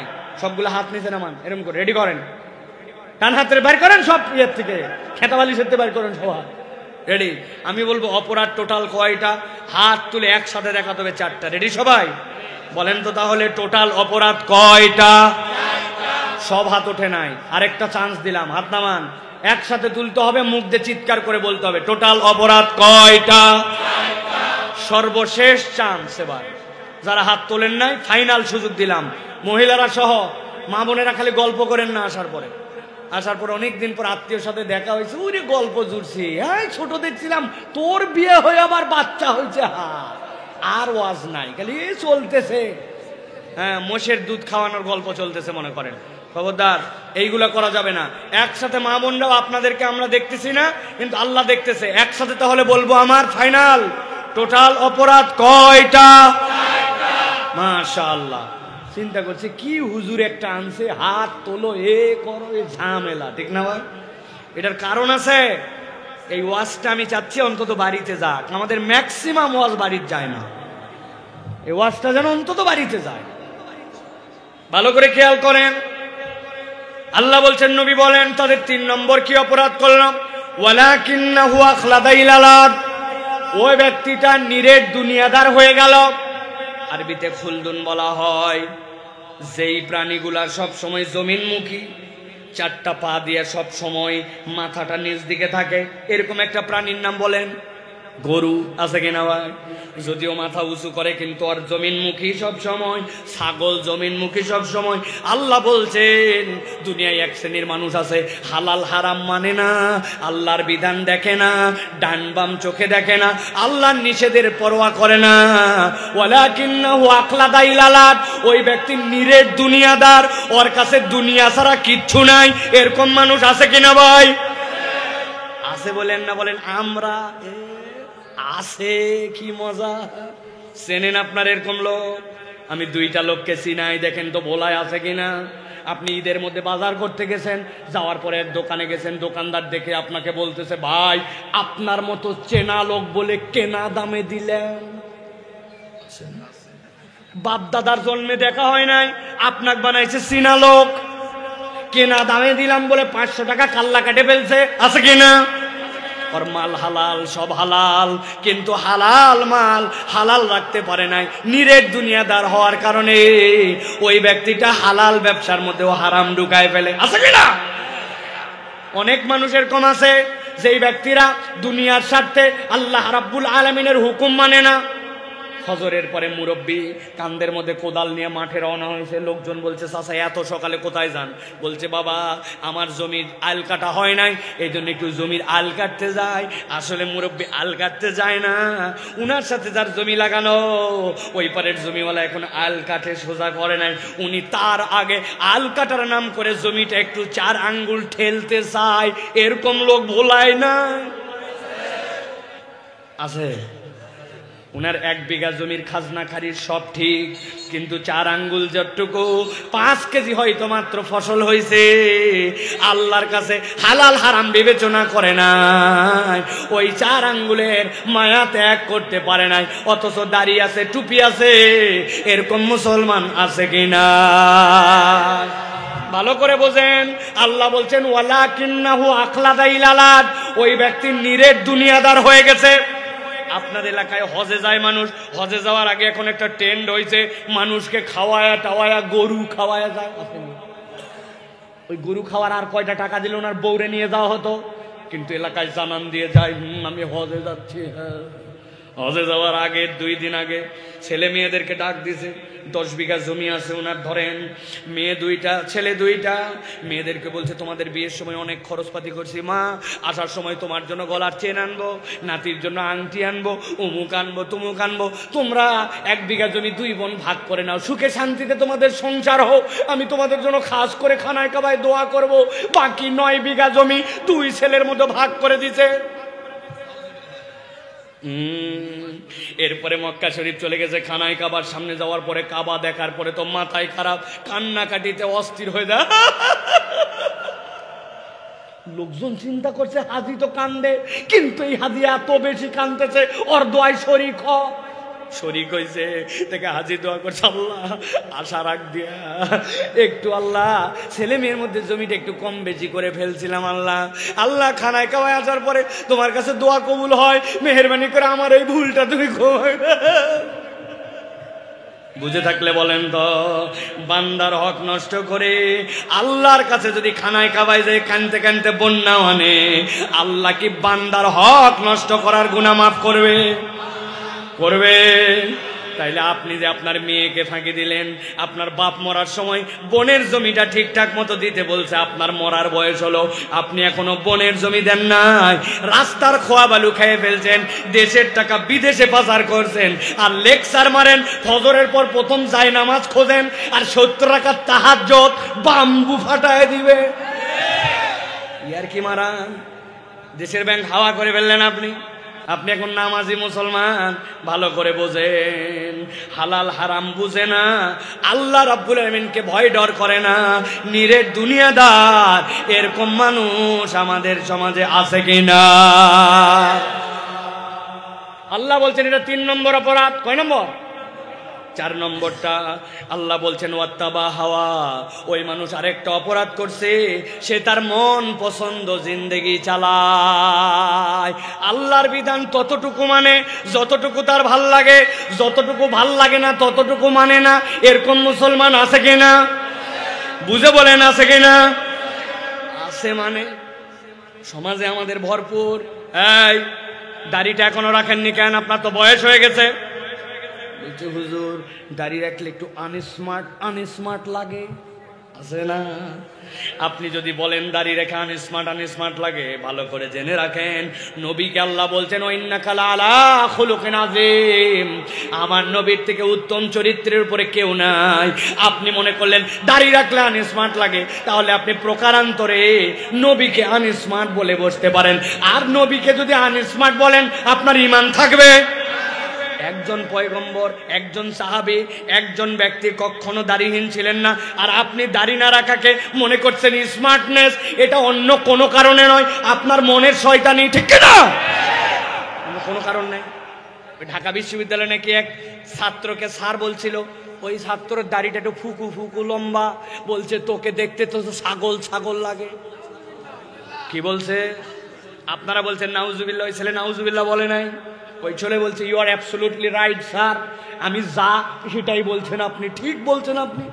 স্যার তো ঘাবড়ায় গেছে, আমি ওকে টিজ করার জন্য বলছি যে ছাগল লাগে, ওই বলতেছে অ্যাবসলিউটলি রাইট। বলছে এই কথা বললি কেন? বলছে আমার দাড়ি তো এরকম ছাগলের মতো, এই জন্যই তো এরকম লাগে, ওই জন্যই তো আপনি বলছেন। আপনি কোথায় মিথ্যা কথা বলছেন? You are absolutely right. তবে স্যার আপনি সাহস দিলে আপনাকে আমি একটা কথা বলতে চাই। বলছে বল বাবা বল, তুই ভেরি স্মার্ট বয়, বল। বলছে স্যার আমার দাড়ি এরকম জন্য আমাকে ছাগল লাগে, তবে আপনার চেহারাটা দেখে আমাকে কুত্তা লাগে। কুত্তার মুখে দাঁড়িয়ে আছে তো? ভালো করে বোঝেন, আপনার এটা নফস আর কিচ্ছু নাই। ওয়াত্তাবা হাওয়া, আমার মন চাই না তাই আমি করি না, আমার মন চাই না তাই দাঁড়িয়ে রাখি না, এছাড়া আপনার কোনো আর কারণ নাই, ঠিক না? নিজের ইচ্ছা মতো চলে। অনেক মা বোনেরা আছে সব সময় পর্দা পুশিরা, কিন্তু বিয়ে খেতে যখন গেছে, যাওয়ার পরে বলছে আপা বাপ রে বাপ, এলাকায় এত সুন্দর মহিলা আমার জানাই ছিল না আপা। আপনি কে? বলছে দেখ কিসের আপনি কে, আমি তো তসলিমা আপা। বলছে আপনাকে চিনবো কেমনে? আপনি সব সময় বোরকা পরেন, আজকে দেখতেছি অবস্থা। বলতেছে 2000 টাকা দিয়ে মেকআপ করছি, নিজের বোনের বিয়া, বোরকা বললে দেখবে কে? একদিনের জন্য বিয়ে শাদির মধ্যে একটু আনন্দ ফুর্তিতে এরকম করা লাগে রে বোন, আসেনি? ঈদের দিন বোরকা পরে না, ঈদের দিন 3 পিস 2 পিস পরে ঘুরে বেড়ায়। সিজনে যখন মন চায় মরা বাড়িতে পেলে বোরকা পরে যায়, কিন্তু যখন যেখানে যাওয়া লাগবে বোরকা পরে ওখানে পরে না। এইটা আপনার ইচ্ছায় নয়, এটা আল্লাহর ইচ্ছায় নয়, এটা আপনার মন পছন্দ পর্দা, ঠিক না? আসেনি আপনাদের এলাকায়? আপনাদের এলাকায় বিয়ে শাদী হয়, কথা বললেন না যে? দেখেন তো ইসলামের বিয়ে কিরকম আর আপনাদের বিয়ের সাথে মিল আছে কিনা। ইসলামের বিয়ের 3টা মৌলিক শর্ত। 1 নম্বর ইজাবার কবুল, 2 নম্বর ওয়াতুন নিসা সাদুকাতিহিন্না নিহলা, মেয়েদেরকে তোমার সাধ্যমতো দেনমোহর দিয়ে দাও। 3 নম্বর আল্লাহ নবী বলছেন ছেলের বাড়িতে নিয়ে আসো, নিয়ে আসার পরে আউলিমু ওয়ালাউ বিশাতিন, যদি একটা ছাগলের বাচ্চা দিয়েও হয় তাহলে হই ধই করে তাহলে একটা অলিমার অনুষ্ঠান করো, ইজাব আর কবুল আপনার। ওই জন্য দেনমোহর, আপনার বাড়িতে অলিমার অনুষ্ঠান, ইসলামের বিয়ের আনন্দ ফুর্তি যা আছে সবগুলা এর মধ্যে, কিন্তু ভোলার বিয়ে কি এর মধ্যেই শেষ? 7 দিন আগে হলুদ সন্ধ্যা, 3 দিন আগে মেহেদি সন্ধ্যা, 1 দিন আগে গান সন্ধ্যা, আর 10 দিন আগের থেকে বড় বড় ডেক যেগুলো আছে ওই বক্স ভাড়া করে নিয়ে যায় বাড়ির ছাদের মধ্যে আশপাশে দিয়া আছে না। ওই বাড়ির থেকে একজন হাজি সাহেব আসছে, হাজি সাহেবকে বলছে হাজি সাহেব আপনার বাড়িতে এত গান বাজনা কি ব্যাপার, অস্থির করে ফেলছেন এলাকায়, আপনি না নামাজি? হাজি সাহেব বলছে থাম থাম, তোরও বেটি আছে, তোর মেয়েরও বিয়ে দেওয়া লাগবে।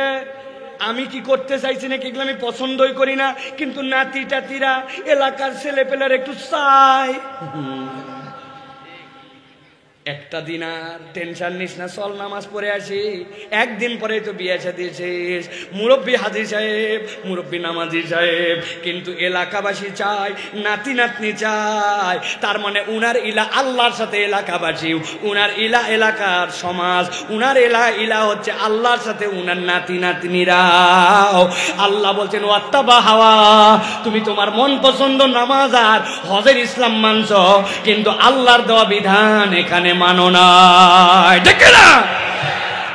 একটা লেভেল গেল, সবচেয়ে টপ লেভেল বললে তো আপনাদের আবার জ্বলে যাবে, বলবো অনেকে আছে নামাজের ইসলাম পছন্দ, রোজার ইসলাম পছন্দ, হজের ইসলামও পছন্দ, উমরার ইসলামও পছন্দ, কিন্তু নাকি যদি বলা হয় দেশের টাকা যারা পাচার করলো, মহিলাকে যদি কেউ অনহেনস্থা করে, দুনিয়ার বুকে যে যে নিয়ম আছে এইগুলা বাদ দেই, আল্লাহর দেওয়া প্যানাল কোড অনুযায়ী দেশ চলুক, ব্যাংক চলুক, রাষ্ট্র চলুক, সংসদ চলুক, আল্লাহর দেওয়া বিধান অনুযায়ী দেশটা চলুক, চলেন। যে এই কথা বলবেন উনি বলবে সাইফুল্লাহ ভাই তো কোনো দলীয় বক্তা মনে করছিলাম না, ইনিও দেখি দলীয় কথা বলে, আছে না। আল্লাহর আইনের কথা শুনলে গা জ্বলে, নামাজ রোজা পছন্দ করে, আল্লাহর দেওয়া জীবন বিধান তার ভালো লাগে না, দেখে না। বহুত মুসলমান এরকম আছে, এই দুনিয়ার মধ্যে আছে। আমি আপনার কাছে জিজ্ঞাসা করব, আপনি কোন কালেমা পড়ে ঈমান আনছেন? আমানতু বিল্লাহি ওয়া মালাইকাতিহি ওয়া কুতুবিহি, ভোলাতেও কি এটাই কথা বলেন? কিন্তু এটাই বলেন তো। এখানে অনেক আলেম ওলামা আছেন, আশহাদু আল্লা ইলাহা ইল্লাল্লাহ আর আমানতু বিল্লাহর মধ্যে পার্থক্য কি? আশহাদু আল্লা ইলাহা ইল্লাল্লাহ আমি সাক্ষ্য দিচ্ছি, আর আমানতু বিল্লাহ মানে আমি সাক্ষ্য দিচ্ছি না, আমানতুর পরে বি মানে আমি মেনে নিচ্ছি। আমানতু বিল্লাহ আল্লাহকে মেনে নিলাম, ওয়া মালাইকাতি তার ফেরেশতাকে মেনে নিলাম, ওয়া কুতুবি তার কিতাবের মধ্যে যা কিছু আছে সবগুলাকে মেনে নিলাম। এই মেনে নিলাম বলার নাম ঈমান, ঠিক না? ভালো করে বোঝেন, এই যে আমার দিকে দেখান, ধরেন এইটা কোরআন শরীফ, একজন বলছে, আপনার বিরক্ত হচ্ছেন না তো ভাই? এই 15 পারা পর্যন্ত আমার পড়া শেষ, এর ব্যাপারে আমার কোনো মন্তব্য নাই, এর ভিতরে যা আছে এইগুলো নিয়ে আমার কোনো রকম কথাবার্তা নাই, এগুলো সবগুলো একদম ওকে। তো বাকি 15 পারা এখনো শেষ করতে পারি নাই, এইগুলো একটু আস্তে আস্তে দেখবো। 15 পারার ব্যাপারে ঈমান আনছে, বাকি 15 পারার ঈমান আনে নাই, তাহলে সে হচ্ছে 50% মুসলমান। 50% বুঝে বলেন। আরেকজন বলছে না, everything is complete now, just আমার সূরা নাসটা একটুখানি একটু কিছু কিছু কথা আছে ওইগুলো নিয়ে আমি একটু টেনশন করতেছি, দেখি। তার মানে 99% কোরআনের প্রতি ঈমান আনছে, খালি 1%-এর উপরে তার একটু ঈমান আনা বাকি আছে, তার মানে 99% মুসলমান। ভালো করে বোঝেন, ওই ব্যক্তি যদি আল্লাহর কোরআনের একটা অক্ষরের ব্যাপারেও কোনো বক্তব্য দেয় তাহলে সে হচ্ছে 0% মুসলমান, ঠিক না? আপনি মনে করছেন নামাজের ইসলাম মানি, রোজার ইসলাম মানি, কিন্তু আল্লাহর দেওয়া জীবন বিধান দিয়ে আল্লাহর দুনিয়া চলবে, আল্লাহর দেওয়া জীবন বিধান দিয়ে অর্থনীতি চলবে, সমাজ চলবে, চোরের বিচার হবে, ডাকাতের বিচার হবে, দুনিয়ার কোর্টগুলা চলবে। আপনি মনে করতেছেন এটা চলে না। আপনি লিখিত নেন, আল্লাহর কাছে যাওয়ার পর আপনি ধরা খাবেন, আপনার ঈমান আনা হয় নাই। বাঁচার তো কোনো একটা কায়দা করা লাগবে, ঠিক কিনা? আমি একটা বাঁচার কায়দা বের করছি। যদি ভোলার মুসলমান আমাকে আশ্বস্ত করেন তাহলে আমি বলে দিব। ফিরি ফিরি না, যাওয়ার সময় মিনিমাম 50 টাকা করে হাদিয়া দেওয়া লাগবে। ফিরি না, রাজি আছেন? বলবেন হুজুর খুচরা নাই, আমি শুনিনি, এগুলো বললে হবে না। রাজি আছেন আপনারা? দেখেন যদি পছন্দ হয় টাকা দিয়েন, না পছন্দ হলে দিয়েন না। আমরা বলছি আমানতু বিল্লাহি ওয়া মালাইকাতি ওয়া কুতুবি ওয়া রুসুলি। আজকের থেকে আমরা কৌশলে এটা চেঞ্জ করব, কৌশলে বুদ্ধি করে এখন থেকে আমরা বলবো ভোলাই।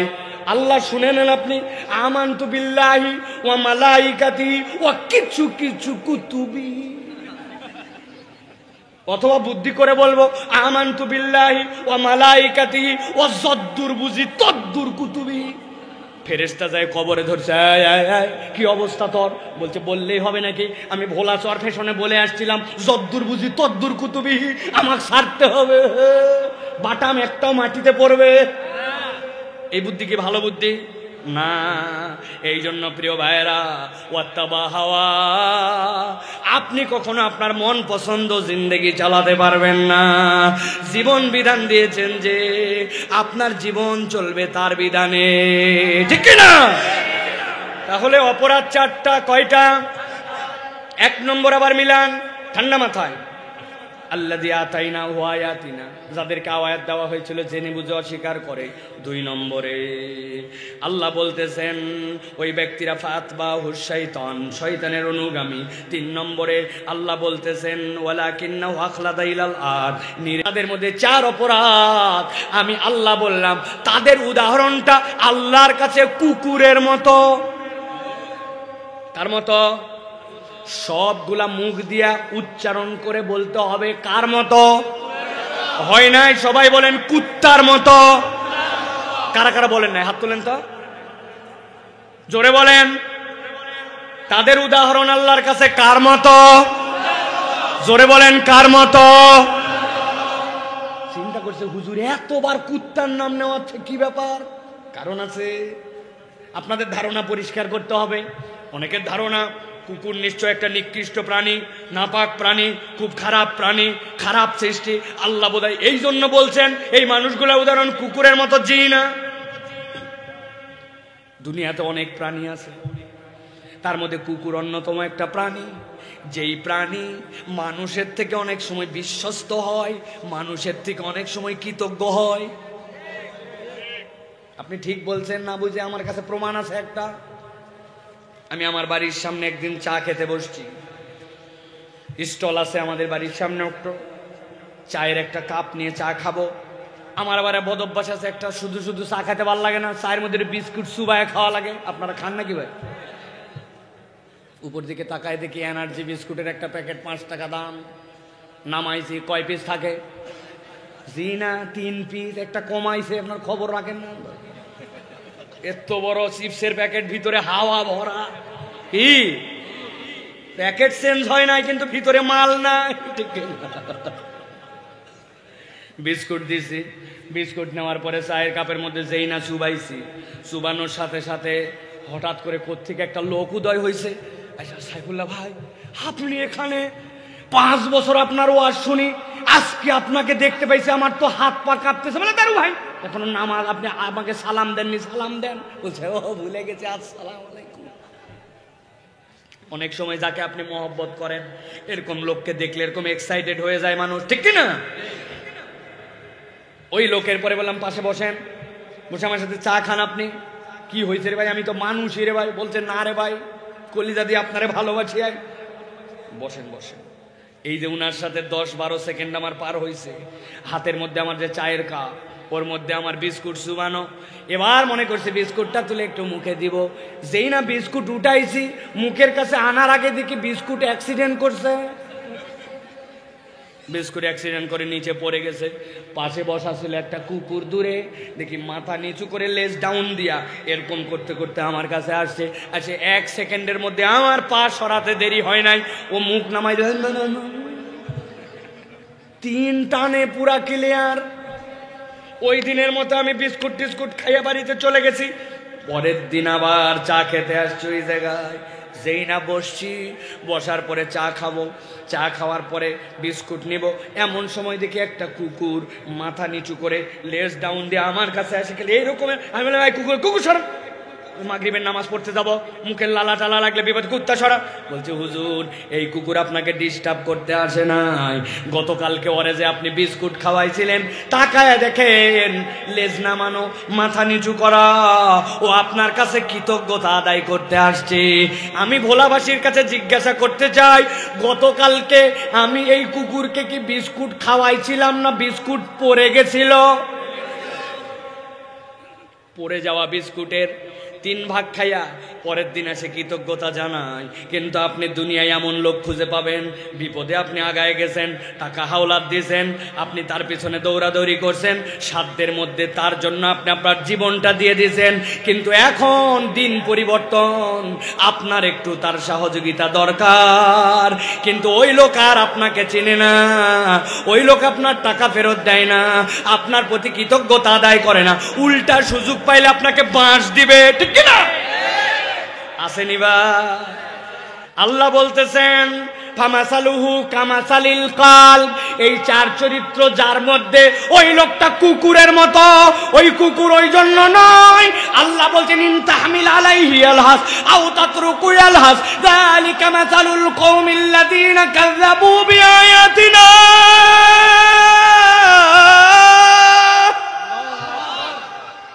আল্লাহ বলছেন ও বান্দা, তোরা কেউ কুকুরের পিঠে বোঝা চাপাস না, কিন্তু কুকুরের পিঠে যদি কেউ বোঝা কথার কথা চাপায় দেয়, কুকুর হাঁপাবে, লোড নিতে পারবে না। কিন্তু কুকুরকে যদি ছেড়ে দাও, তাও কুকুর হাঁপায়।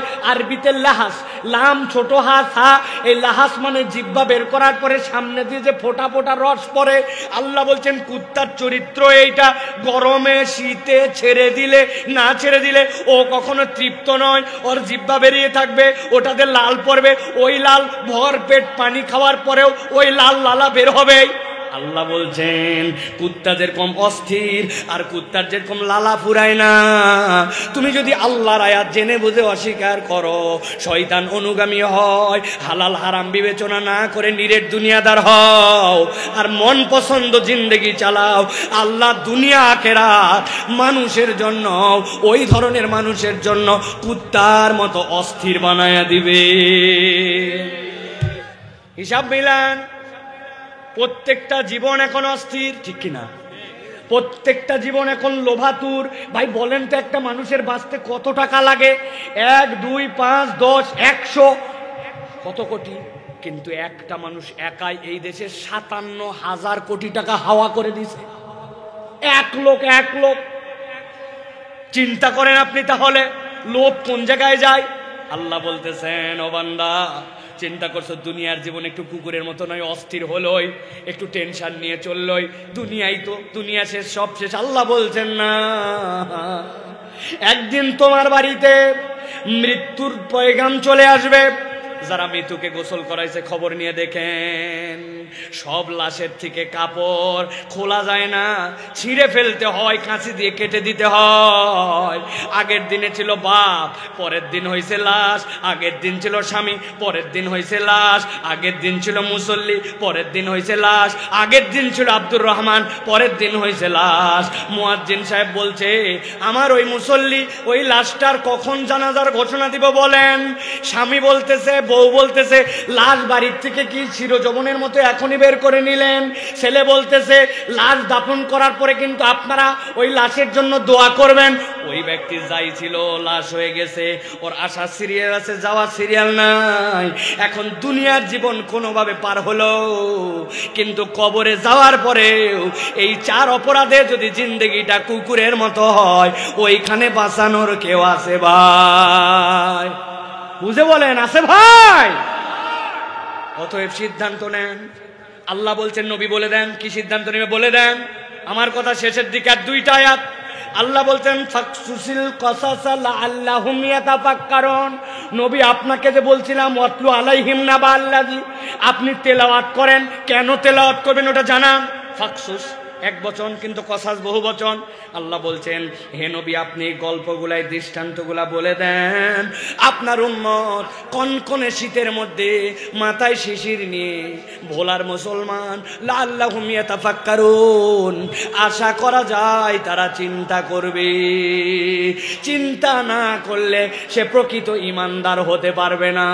চিন্তা করে দেখবে আমি জেনে বুঝে আল্লাহর আয়াত কোনটা কোনটা মানি না, আমার জীবনটাকে আমার পছন্দ না আল্লাহর পছন্দে, আমার জীবনটাকে নিরেট দুনিয়াদার, আমি পরকালের চিন্তা নাই কিচ্ছু নাই, আমি খালি দুনিয়াদারি করে গেলাম। আল্লাহ বলতেছেন লাআল্লাহুম ইয়াতাফাক্কারুন, আশা করা যায় তারা চিন্তা করবে। তবে মাসালাল কওমুল্লাযীনা কাযযাবু বিআয়াতিনা ওয়া আনফুসাহুম কানু ইয়াজলিমুন, তবে তাদের কথা বাদ, যাদের কাছে বলা না বলা সমান। আল্লাহ বলছেন তারা নিজের নফসের উপরে জুলুম করছে। সিদ্ধান্ত নিয়ে আপনাদেরকে বলতে হবে, আমরা চিন্তা করে নিজেদের জীবনের দোষত্রুটি মুক্ত করে আমরা কি কুকুরের জিন্দেগি চাই না মানুষের? আল্লাহকে দেখান রব, আমরা মানুষের জীবন চাই, ঠিক না? এখন মানুষ হাত নামাবেন না, মানুষের জীবন চাই। ওইটা কি নামাজ বাদ দিয়ে না ধরে, মিথ্যা কথা ছেড়ে না বলে, মুখে গালিগালাজ রেখে না বাদ দিয়া, আল্লাহর আইনের পক্ষে থাকে না বিপক্ষে, আল্লাহু আকবারের পক্ষে স্লোগানে থেকে না বিপক্ষে? বুঝে বলেন, আন্দাজি বলবেন না কিন্তু কথা বলেন। পর্দা পুশিদা বাদ দিয়ে না ধরে, স্বামীর কথা শুনে না রাগারাগি করে, স্ত্রীকে পিটায় না পিটানো ছাড়ে।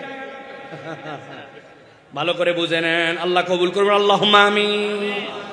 প্রিয় ভাইয়েরা, অনেক কথা বলে ফেলছে, অনেক দীর্ঘ সময়, এত দীর্ঘ আলোচনা কম করা হয়, কিন্তু ভোলায় যেহেতু বছরে একবার জোর করে আমাকে বাইন্দে নিয়ে আইছে একরকম, এইরকম পিছলা মানুষ খুব রেয়ার আছে। এই যে আমার পিছে যারা বসে আছে, ভাই বেরাদার আমার মসজিদে যায়, শুক্রবার হলেই দেখা আর একই কথা, 100তম মাহফিল হুজুর যাওয়া লাগবে, আপনার ডেটে আমাদের ডেট। বাপ শেষে মানে নিজের ইজ্জত রাখার জন্য বলছি ভাই যাবো ইনশাল্লাহ। চলে আসছে আপনাদের কাছে প্রিয় ভাইরা, অনেক দীর্ঘ কথা বলছি, 3টা পোরশনে আমি কথা বলছি। আমি বলছি না কথা শুরু এবং শেষ আছে। আপনাদেরকে বলছি কোরআন 4টা নিয়ামত আমাদেরকে দিবে, মনে আছে তো? প্রেসক্রিপশনের কথা মনে আছে, অন্তরের ডাক্তারি মনে আছে, এই কোরআন লাইট আমাদের জন্য মনে আছে, আর ইমানদারদের জন্য রহমত। এখন ওই কোরআন আপনাকে বিজয়ী করতে আসছে, আর মধ্যে বলছি সব আছে, কিন্তু আমার মোবাইলটা ইনস্টল করার মতো উপযুক্ত না। কেন ইনস্টল হয় না? এই 4টা অপরাধ থাকলে কোরআন আপনার মধ্যে ইনস্টল হবে না। অতএব এই 4টা অপরাধ যদি মুক্ত করে কোরআনের কাছে আমরা নিজেদেরকে সমর্পণ করি, ইনশাআল্লাহ ফায়াদমাগুহু ফাইযা হুয়া যাহিক, এই মানুষের চরিত্র সীসাঢারা প্রাচীরের মতো হবে। এই মানুষদের পৃথিবী পরিবর্তন হবে। বাংলাদেশ একমাত্র সোনার বাংলাদেশ হতে পারে আল্লাহর দেওয়া জীবন বিধান আর মানুষের চরিত্র যদি হয় কোরআন, ঠিক না? তাহলে আমাদেরকে সিদ্ধান্ত নিতে হবে, নিয়ে আমাদের আগামীর পথ চলাকে মসৃণ করতে হবে। আল্লাহ যেন আমাদেরকে আজকে যা শুনলাম এইটার উপরে আমল করার তৌফিক দান করেন। নিরেট দুনিয়াদার না হয়ে আল্লাহর দিকে তাকিয়ে হালাল হারাম বিচার করে আমাদেরকে চলার তৌফিক দেন, বলেন আল্লাহুম্মা আমিন। আল্লাহ যেন আমার মন পছন্দ জিন্দেগি নয়, আল্লাহ পছন্দ জিন্দেগি গঠন করার তৌফিক দান করেন। শয়তান যেন আমাদের পিছে আমাদেরকে ধোকায় ফেলতে না পারে, এই জন্য শয়তানকে দূর করে আল্লাহর দিকে চলার মতো তৌফিক দান করেন। আর জেনে বুঝে আল্লাহর কোনো বিধান আমার উপরে ফরজ হলে আমি খামখেয়ালি করে যেন সেটার থেকে পিঠ ফিরায় না থাকে। আল্লাহ যেন এই বোধটা আমার দিলের মধ্যে জাগ্রত করে হেদায়েতের রাস্তায় চলার তৌফিক দেন, বলেন আল্লাহুম্মা আমিন। হাযা মা ইনদি ওয়াল ইলমু ইনদাল্লাহ।